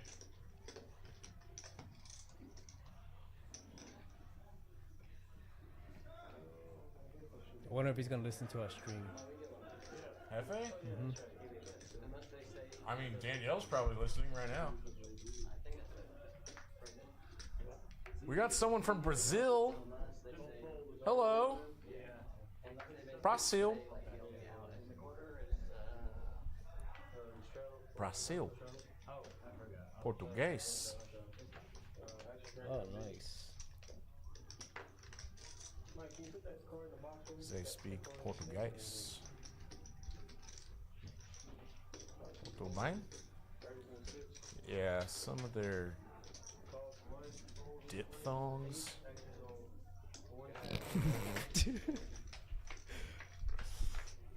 All right, the boy with the backdoor diamonds. Bridge Mike. I don't know what happened. Bridge Mike won, so got rid of the knit button. That was fast surrender by those guys.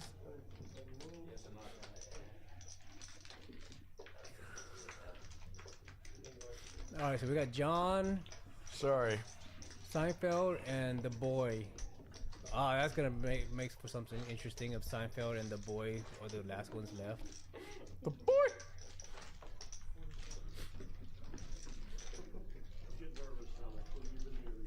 Oh, Juanito! I'm ready.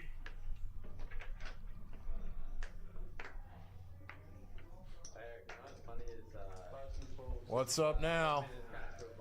Ace Queen versus Ace Queen. Let's make it big. Make it big.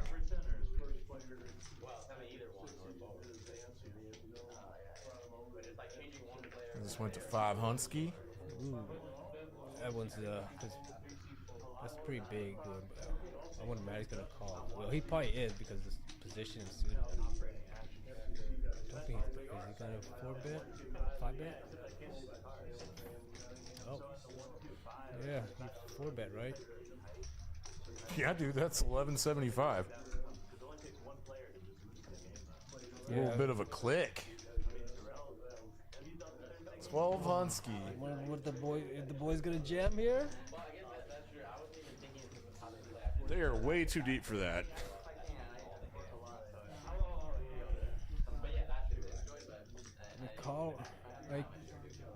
Calling with this hand just gets you into a lot of troubles if you don't flop it.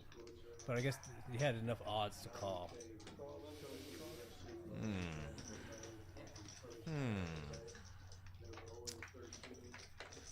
No. Matty's in a great spot to take this down. They both have back doors. There's hearts for the boy. Yeah.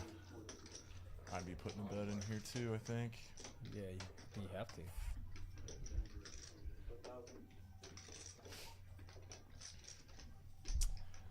The boy has all the 10s, jacks. Is Matty contemplating making a move here? Because he doesn't want to give up the pot. Are 9s supposed to call 4 bets out of position? Yeesh. Goodness gracious. How nice must it be to go runner flush against the same exact hand? Yeah. But Matty will be able to get away from this now. Still though, he deserved half that pot, right? I wonder if the boy checks and will Matty bluff at it. No. Just rip, snap, fold. Look! Matty's disgusted. How does this happen to him? Yeah, I knew this. I'm calling ace king high on the turn. I know this guy is too high. So it can bluff the of course. Probably cussing in check right now.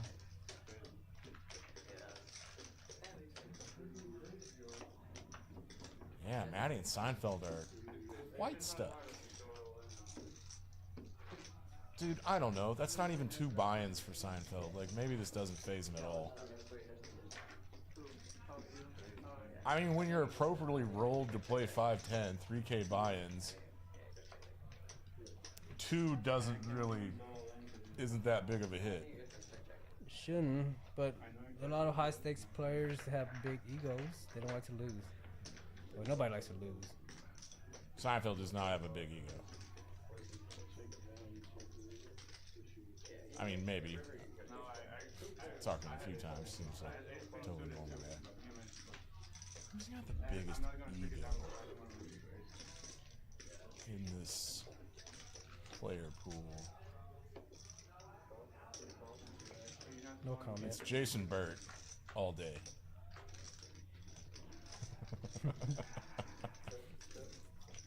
You're not wrong.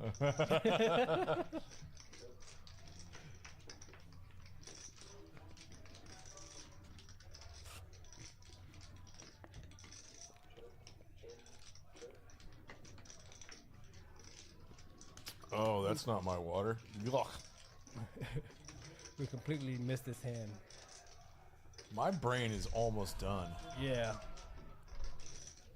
I probably got 3 hours of sleep. 'Cause I'm an idiot. I just found out I have to coach my daughter's volleyball game tomorrow. You don't, or you I do? have to.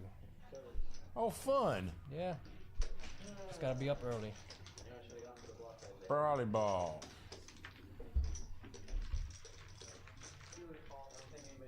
Is it all over?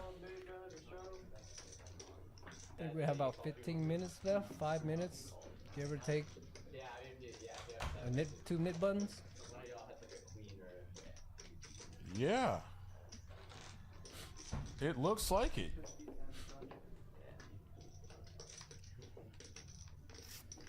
John's got the $25 straddle on.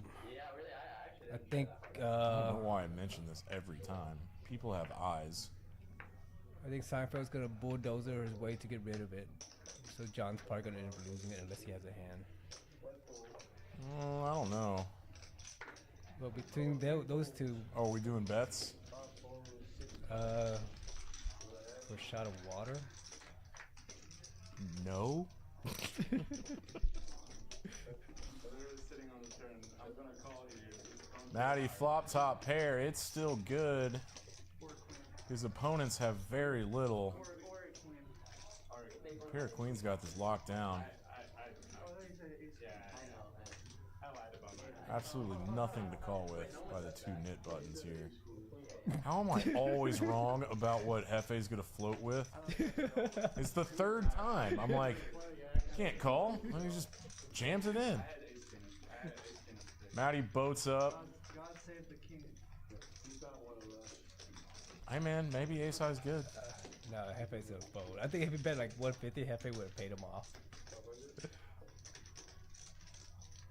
We bet too big.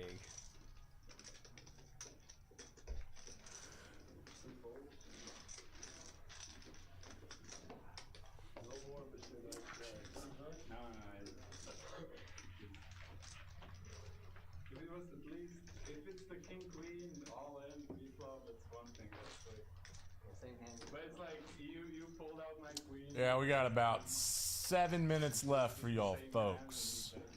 It's kind of a spoiler because that means the knit game ends in the foreseeable future. So we know someone's gonna, John or Seinfeld's gonna win a pot pretty soon. You think Seinfeld's got this one? Yeah, I don't know. Hefe effectively min click. Oh my god. Oh wow. Yeah, Min click with ace deuce. I think this is gonna be it. This is gonna get big. Yeah, because all the aces are out, so Seinfeld's queen should hold up, except Matty's king is it. John with the 7-deuce. All right, Seinfeld Yeah. made a real sides raise. He made it 600. John's like, ah, my This chest. multi-way out of position, like this is totally different for Benji last time. He hates folding ace queen, but like I think he might here. I think it's unsuited with players left to act and stuff. I think he'll fold it. He didn't have anything in the pot yet, right? Why did I say that? He hates folding ace queen. It's really strong. I've seen him just like, oh my god, I called it. And then I retracted my statement. So I was right originally. John, Just like last time. This is suicide. It's not gonna work, John. Yeah, this is suicide. Don't even think about it. Oh my god. What? No.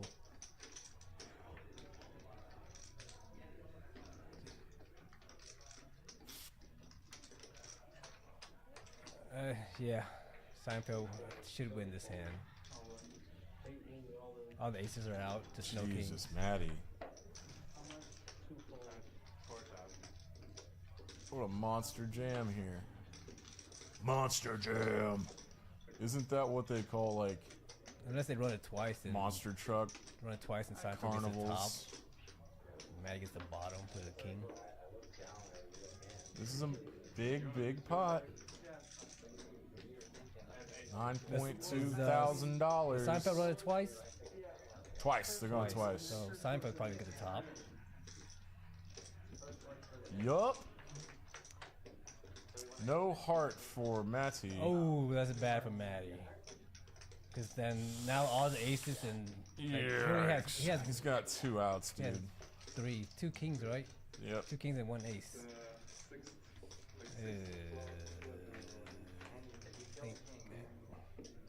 Bad night for Maddie. That's a scoop. Jesus, Matty. Rough night, dude. Sorry, buddy. Rough night. That was an enormous jam. It was like 8x. There's a cold 4 on the button. And then a 5-bet jam for Matty out of position. Huh. 7-deuce, how does that fare? Not very well. Alright. I make a both. Matty didn't have a knit button, did he? Looks like he does. No. I think that's an all-in button. I think he's done yeah. for the night. Yeah. It's 2 big bullets. Oh, there's the knit button, so John loses. So, No, Hefe has one too. This is the last hand. oh, okay. I think Hefe's gonna bulldoze his way to get rid of it too. Do it.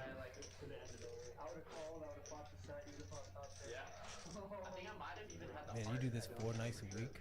4 nights a week. It's exhausting. Barely.